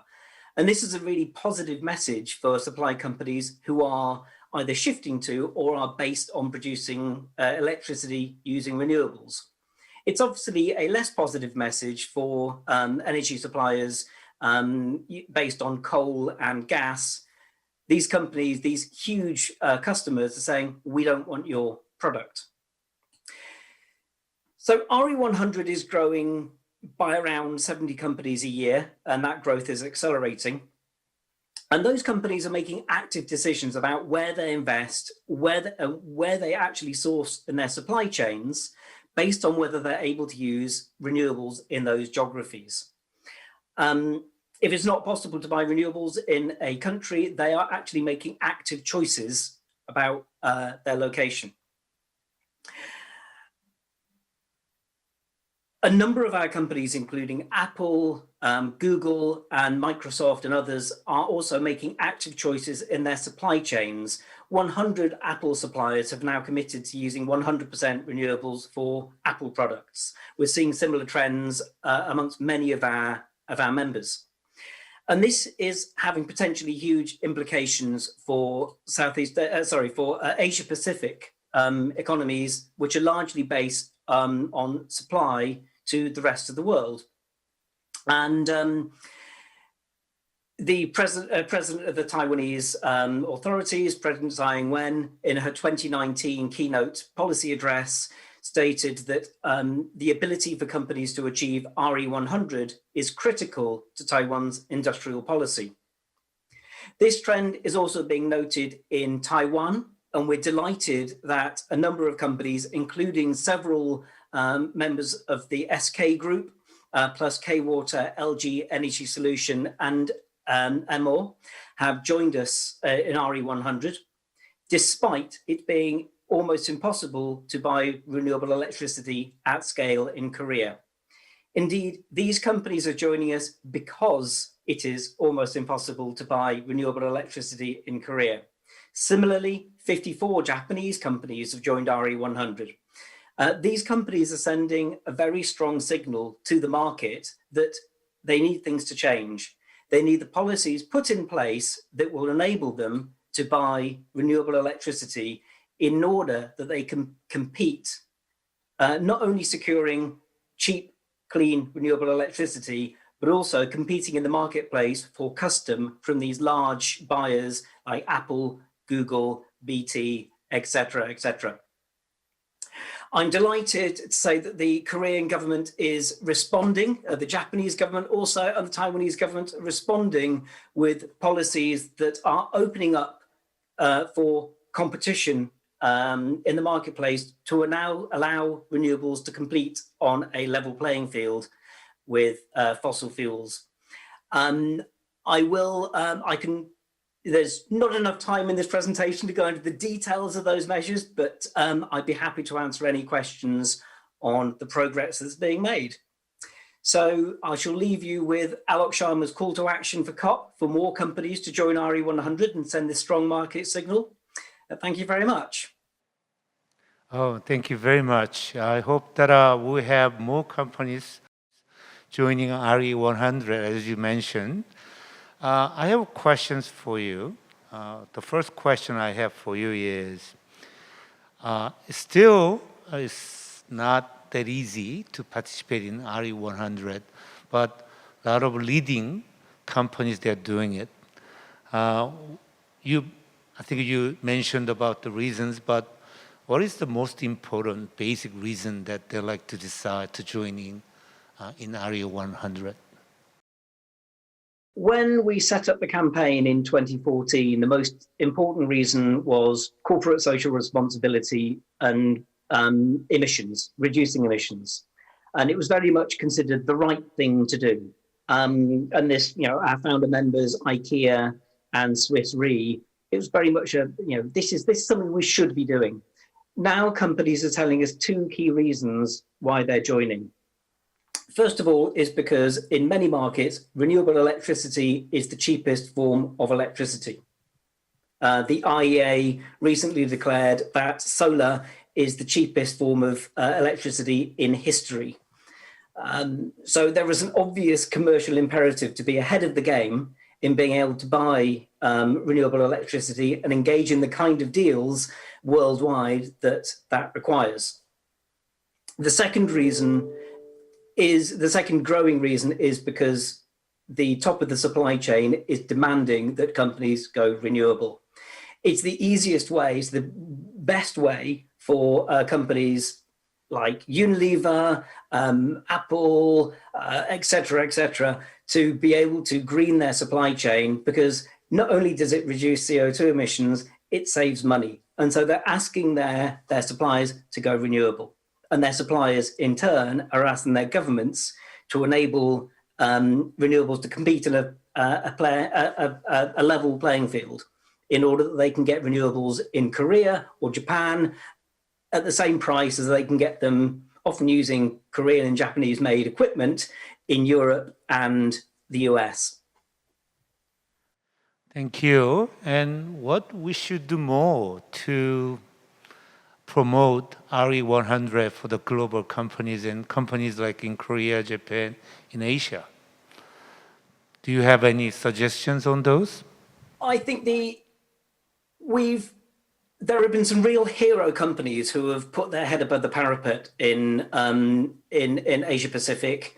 Ricoh, our first Japanese member, SK Hynix, and 5 other members of the SK group, our first Korean members.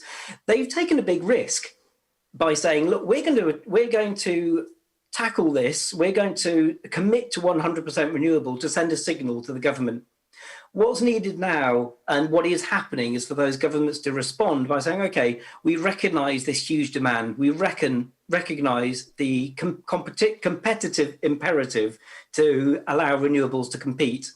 And so what's needed now is for those governments to really accelerate action to allow power purchase agreements, to provide good tracking of renewable electricity, and to reduce tariffs and other barriers to renewables.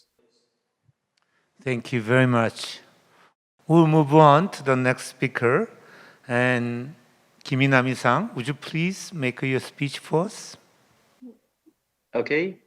Thank you, Mr. Kim. Yeah. This is Yosuke Kiminami of Renova, a renewable energy IPP company. Yes, next page. Let me introduce the activity of Renova. This one. Renova is a listed company specialized in development and operation of renewable energies, such as solar, wind, biomass, geothermal, and small hydro. Renova was founded in Tokyo in 2000 and has made continuous growth.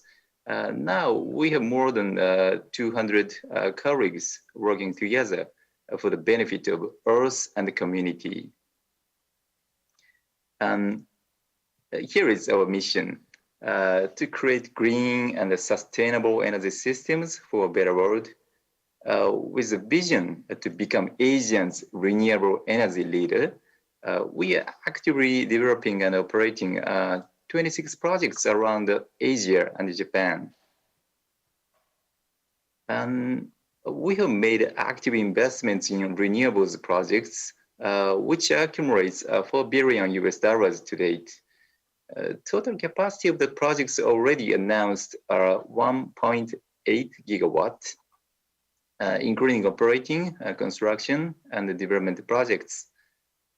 We are aiming for the growth by actively developing projects in growing sectors, such as offshore wind in Japan and other Asian markets.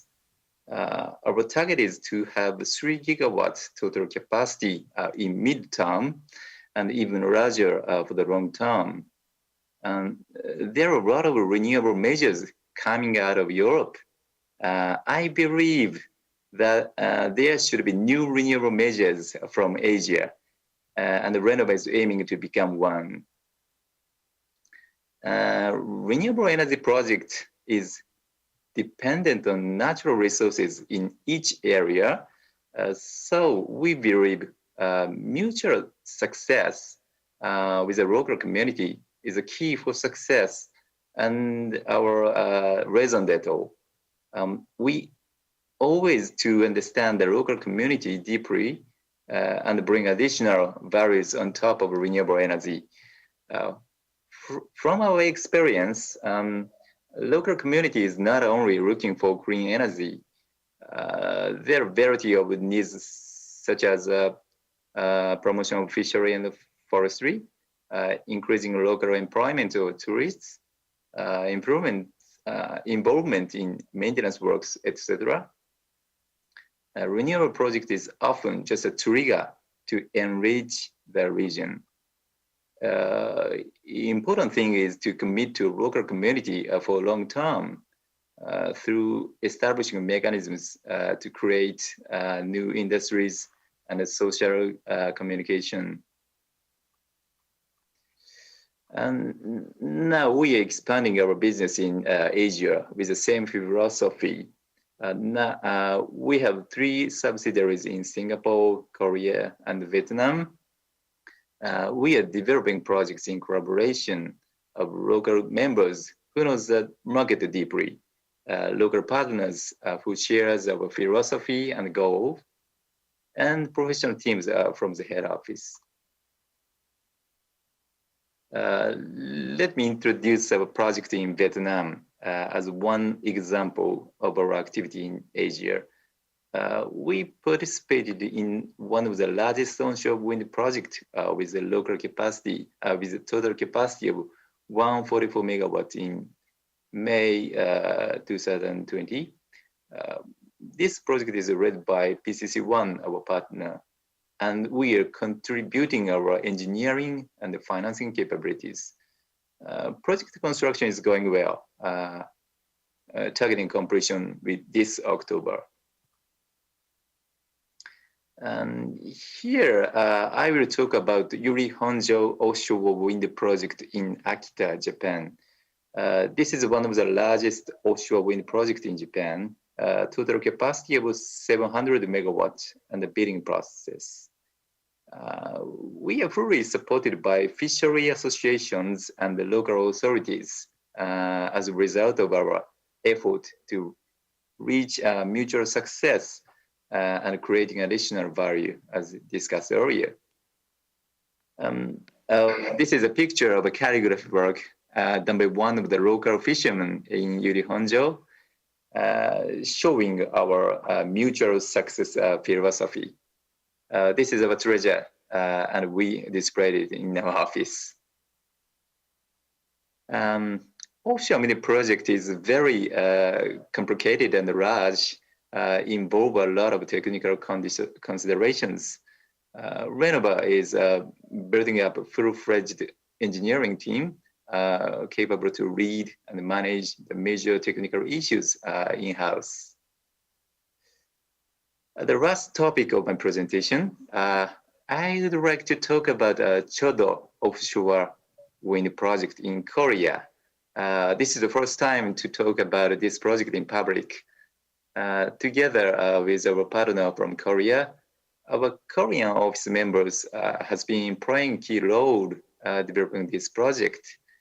We value a long-term partnership with the local stakeholders. We got consent from local community from the project. We got 1 year wind data and have submitted application for energy business license this January. We have plans to expand the project to up to 1 gigawatt. We'd like to further contribute to a greener planet and the local community. I'm looking forward to the exciting discussion with you today. Thank you very much.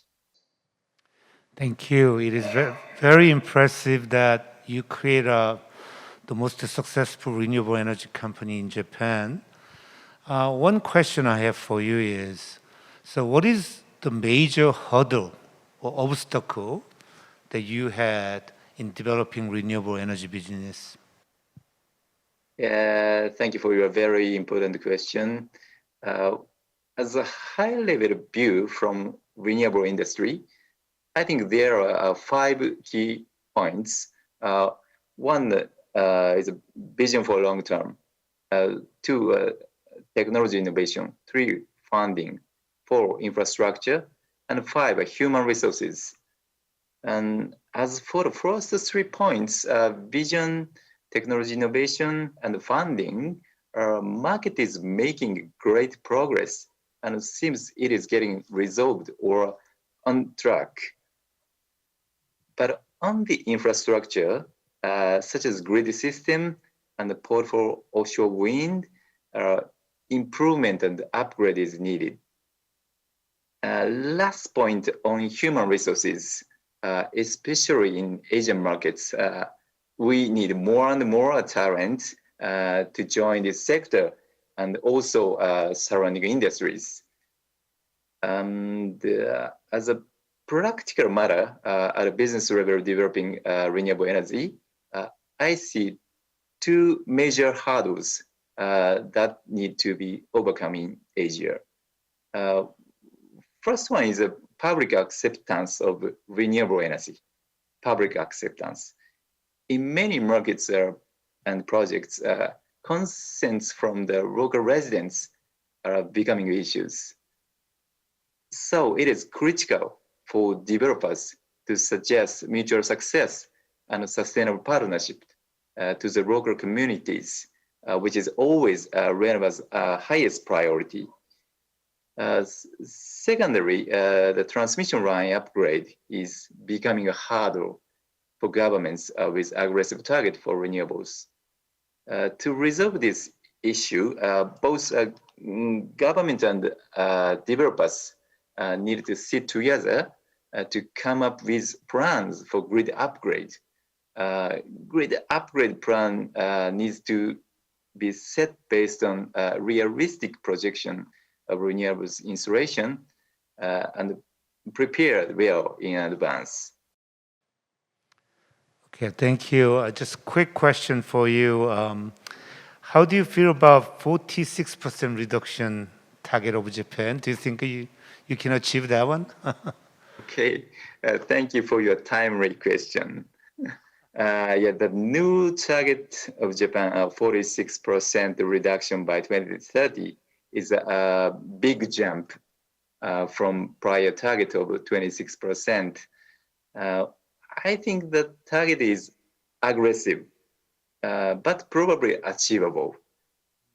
All industries have to work hard to reach this target, and the renewables has to play a key role. And especially Japanese government has set the target to install maximum 45 gigawatts of offshore wind by 2040.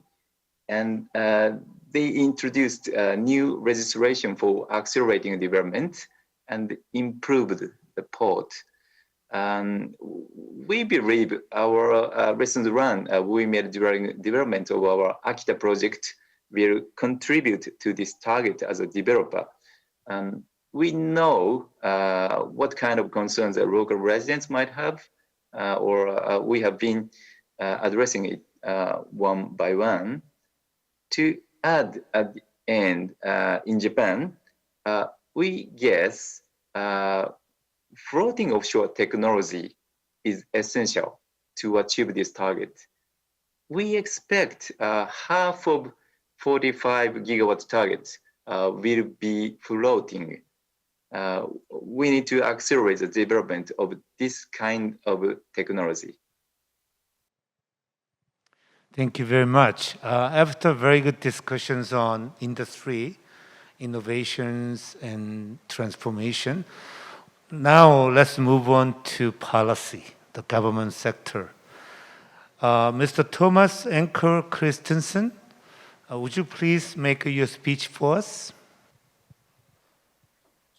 Thank you very much, Mr. Kim, and hello to everyone. It's been very interesting to listen to the interventions from industry, and in a way, I would say that Denmark, in many ways, tries to be that most ambitious and most aggressive renewable energy country that can provide those frameworks and those the market that you all have been talking about.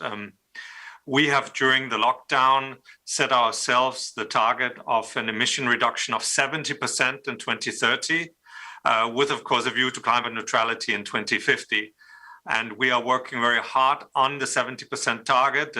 Just today in Parliament, they're negotiating on setting a 50% reduction target for 2025, that is in 3.5 years.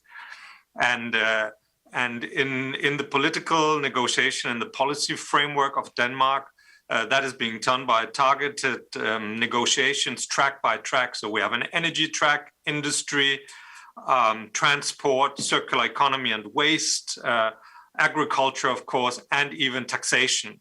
And in each of these tracks, they're trying to make the policy changes, the regulatory changes that not only make it possible to achieve the target, but also make it good business to do so.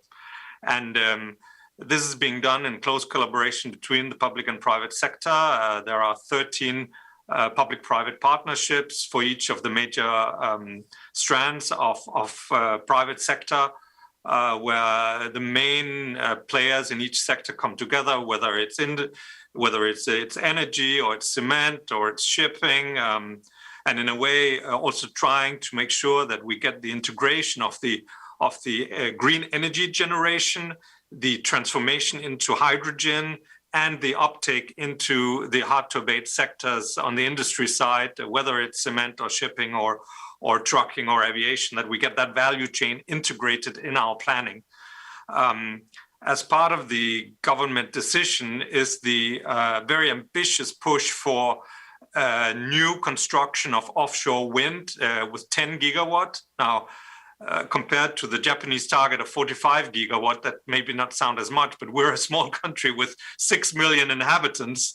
So 10 giga, that's for 10 million households. And that means we will have energy enough to export to our neighbors, but also when we are at peak capacity, we will have during the rest of the day excess energy to produce green hydrogen. And in a way, I think that's one of the outstanding questions in the hydrogen equation. It's the cost of the energy that goes into the production, but we're trying to solve that by having above peak capacity on green energy.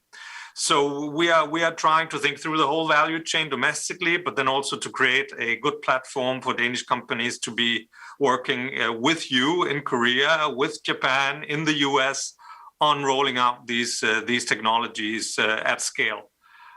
So we're trying to think it through both domestically and globally, of course, being a small country, but one that's moving very aggressively in this space. Thank you. Your country has been a role model in terms of energy transformation for many countries here. I have one question. You mentioned about private-public sector partnership. What did you do in terms of promoting private-public partnership better? Would you elaborate that aspect to us? Sure. I mean, the government basically invited the main federations of Danish industry, Danish energy, food and land use, into identifying what would be the best work streams for bringing in the private sector. And then they identified these 13 main sectors, and then they asked the industry itself to organize in those, working with their main associations and also with experts in how you could drive the 70% reduction target through each sector. And they each came up with a roadmap and in a way offered what they could do under existing regulatory conditions, with improved regulatory conditions, with existing financing, with public financing, and with private financing, in a way showing the different options and opportunities. And in that overall framing, they also took into account the transition of workers, the job creation dimension. Just to give you one figure, for every gigawatt of offshore wind we count that it creates about 14,000 to 15,000 jobs. So there's a net job increase by actually moving into offshore wind. And of course also the health dimension for public health and public safety, there's also a dimension there. So overall, we try to take a very much whole of government, whole of industry approach to the way we go about it. Thank you very much. Let's move on to another very important subject of today, the global cooperation and also inclusive green growth. I'd like to ask Ms. Hong Patterson to make a speech for us. Thank you, and I'd like to echo some of the comments before. Thank you for inviting us to join such an important topic, and it's so encouraging to hear the other interventions. The energy sector is one of the largest contributors to greenhouse gas emissions, given the world's reliance on fossil fuels. At the same time, over 500 million people still lack access to electricity, and a third of the world's population lacks access to clean energy sources for cooking. According to the Intergovernmental Panel on Climate Change, renewable energy must supply about 70 to 85% of all electricity by 2050 for the world to meet the goals of the Paris Agreement and limit warming well below the 2 degrees. Investments in renewable energy must also increase energy access to underserved people, creates jobs, and bolsters economic growth. Developing countries have a unique opportunity to leapfrog from traditional fossil fuel sources straight to low emission energy generation from renewable sources, which are now cheaper than new fossil fuel power in many parts of the world. However, despite increasingly competitive costs for renewable energy technologies, policy, regulatory, and institutional barriers coupled with a lack of depth in local capital markets in developing countries prevent the mobilization of investments at scale and at competitive rates. The World Economic Forum's Global Risk Report in 2021 assessed the top global risks by likelihood. It highlighted 4 environmental factors. Listed second after extreme weather events is the failure of governments and businesses to enforce, enact, or invest in effective climate change adaptation and mitigation measures, preserve ecosystems, protect populations, and transition to a carbon neutral economy. Climate change is running much faster than we are. We need to be much more ambitious and with urgency. Leaders today looking to revive economies are faced with decisions that either entrench our dependency on fossil fuels or put us on a path to achieve the Paris Agreement and the Sustainable Development Goals. Action is needed to address these barriers in order to attract global financial flows and crowd in private investments to shift to renewable energy-based power systems and meet national climate, economic, and social goals. The Green Climate Fund, as I had mentioned earlier, is the world's largest climate-focused fund, helping developing countries to reduce their greenhouse gas emissions and enhance their ability to respond to climate change in line with the Paris Agreement. We do this across 4 transition areas: the built environment, human security, livelihoods, and well-being, land use, forest and ecosystems, and the topic at hand, which is energy and industry. GCF is in a unique position whereby we're able to participate across the value chain. So in the front end and anchored in our core principle of country ownership, GCF supports countries through its readiness programs by providing grants to help countries develop bankable investment plans based on their NDCs, and includes the development of long-term clean energy planning and budgeting that integrates climate externalities and socioeconomic co-benefits, and catalyzing climate innovation through innovative business models and employing high-impact innovative technologies. Subsequently, at the programming stage, GCF can mobilize funds at scale through de-risking investments and thereby unlocking local capital. Unlike most institutions, we are able to deploy a full range of financing instruments, which includes grants, loans, guarantees, and equity investments to help meet country-specific needs and reduce risks for investors. By using these instruments and through risk sequencing, GCF is able to mobilize capital at scale for investments where risk may otherwise be considered too high. And I think we heard this in some of the other interventions previously.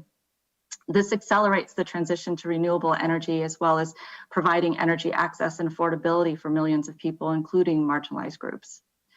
And then finally, at the tail end of the value chain, lessons learned from our portfolio allows us to share knowledge of successful innovations, scalable mobilization efforts, and developing climate expertise of financial institutions to replicate them. And this can include enabling the adoption of best practices in grid capacity, storage, and flexibility for higher penetration renewable energy, increasing the national and subnational energy service buyers' green procurement capacity, and strengthening the scientific verification of causality between access to electricity and the increased climate resilience. Partnerships have formed the basis of GCF's business model, so it's really encouraging to hear some of this echoed in the other interventions as well. But it's been the basis of GCF's business model since it was established.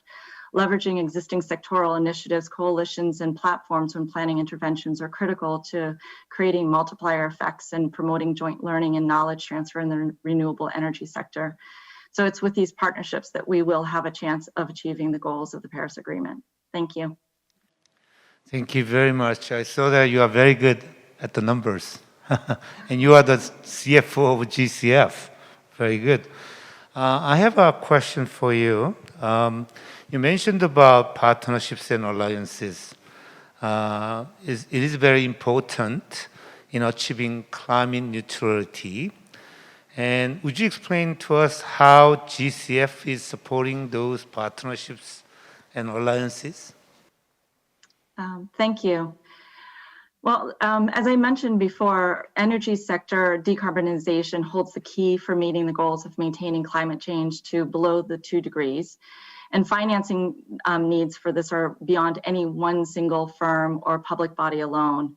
There's still a significant number of people who are still without basic energy services. So it's about 650 million who don't have access to electricity, about 2.3 billion people without access to clean and modern cooking fuel. Significant financing is needed for transitioning out of existing centralized and fossil fuel-based energy systems while scaling up on low emissions, climate resilient energy systems. But at the same time, there's also significant financing needs for new grid infrastructure and new rules of power and energy markets. So partnerships and alliances are therefore critical for efficiency and effectiveness of capital investments and to shape the new market rules as governance of international financial systems that can integrate climate needs. And they're also, as I mentioned earlier, central to GCF's business model. We work with over 200 national and international partners to enable and foster alliances and business models that can help scale climate finance for energy transition. I think I wanted to share maybe one example of a line of credit that we provided for solar rooftop segment in the commercial, industrial, and residential housing sectors.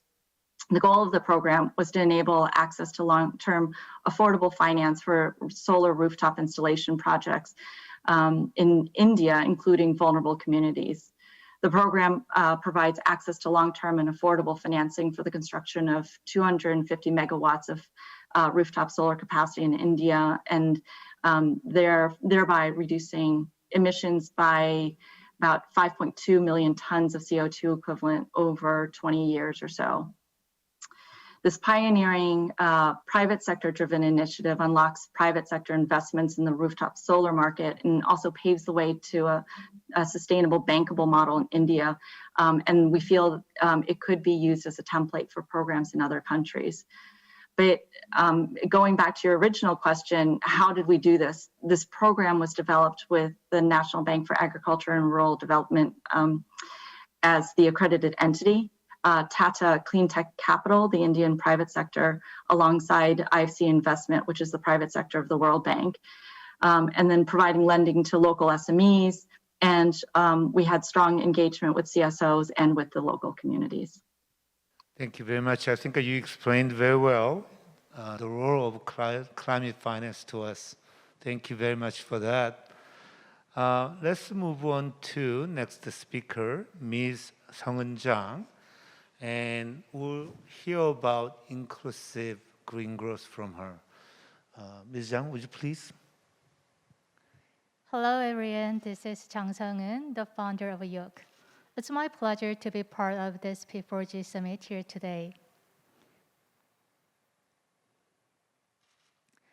President Moon Jae-in's remark about the need for every nation to come together to address poverty and inequality in developing countries, as well as the possibility of combating global climate change through these efforts, demonstrates that environmental issues are a global problem that transcend the national borders. One such example is the use of kerosene.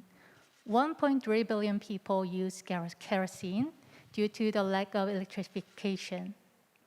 Even though majority of them are living in sub-Saharan Africa, this is a problem that affects to everyone since it causes severe carbon emissions and air pollution. So to address this issue, you come up with a solution called Solar Cow. Let's take a look. Batteries, my friends go to school where the solar cow waits for them. They plug their batteries into the solar cow. While they wait for the solar cow to charge the batteries, they can take classes and also have fun with their friends. After school, they can go home with fully charged batteries to power lights and cell phones. Thanks to Solar Cow, the house is now bright at night. Also, they no longer need to go to charging shops far from home. The solar milk batteries provide incentive for parents to send their kids to school.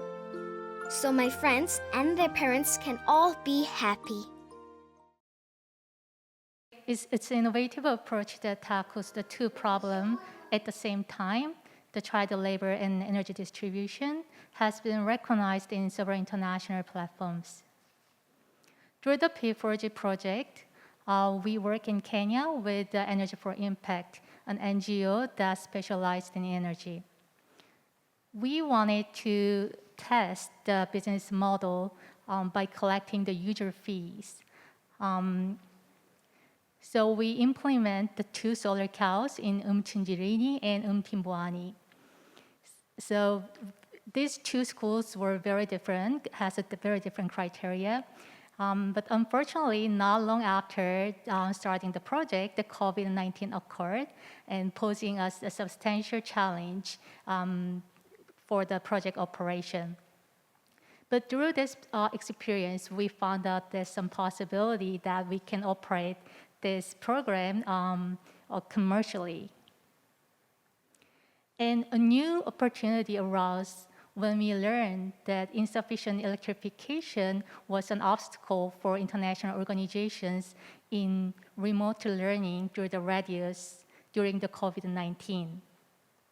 So Yoke immediately developed a new solution, new solar cow with the radio features, and provide the means to encourage remote learning as well as distribute the energy. We work with the KOICA for this site, Zanzibar. And furthermore, in the case of limited mobility, we plan to ensure that families can still be supplied with energy through the individual solar panels without sending their kids to school, as long as they allow and encourage their children to listen to the educational contents through this solar milk, the radio. So it can, become a very important devices that can sustain the education, even in, a prolonged pandemic. And we also, with the citizens, we run a crowdfunding campaign in the United States. And you can see that we have a very successful campaign. And it shows the participation of the citizens can be very powerful. And I'm glad to share news that we just launched a crowdfunding in Korea. And we are eager to meet Korean backers. One innovative solution might not be able to change the whole world. But when we all realize that this global issue is our own problem and act together, I believe that we can make a change. Thank you. Thank you very much for your presentation. It is actually very brave effort that you're making here. Question I have for you is, in promoting your business in developing countries, what are the difficulties that you are facing? And what kind of assistance that you like to have in the future? Yeah, I think we've spent a lot of time and effort for, receiving the permission from the Ministry of Education in Kenya and Tanzania. So that I think if we can, get the government to level of the cooperation, then it will be, tremendous help, especially when you scale up the project and implement it hundreds and thousands of the solar cow. And yeah, I think that'll be really helpful. Thank you. Thank you very much for your sincere effort. I think we heard from all 7 highly respectable global leaders how we can work together to achieve global carbon neutrality better. I sincerely hope that you learned a lot today. Personally, I learned a lot. I learned a lot of lessons. I think I got a lot of advices. And I think I saw some hope here. And as you know, to achieve global carbon neutrality will be a very difficult journey for all of us. We will have a lot of issues to resolve. But I see that we can get together, we can brainstorm together, and we can figure out and we can help each other how we can make the progress together. I think we have a great future and hope here. I hope that we can continue to brainstorm on this. This is the first step, but I hope that we can continue those efforts together. So let's work together to achieve the global carbon neutrality together. Thank you very much, everyone. Thank you. Thank you, Mr. Kim, once again. And that wraps up the 2021 P4G Seoul Summit Thematic Session on Energy. We thank all the panelists, participants, and viewers around the world that have watched the session online. I'm Jiyeon Kim in Seoul. Thank you for investing your time with us. Goodbye for now.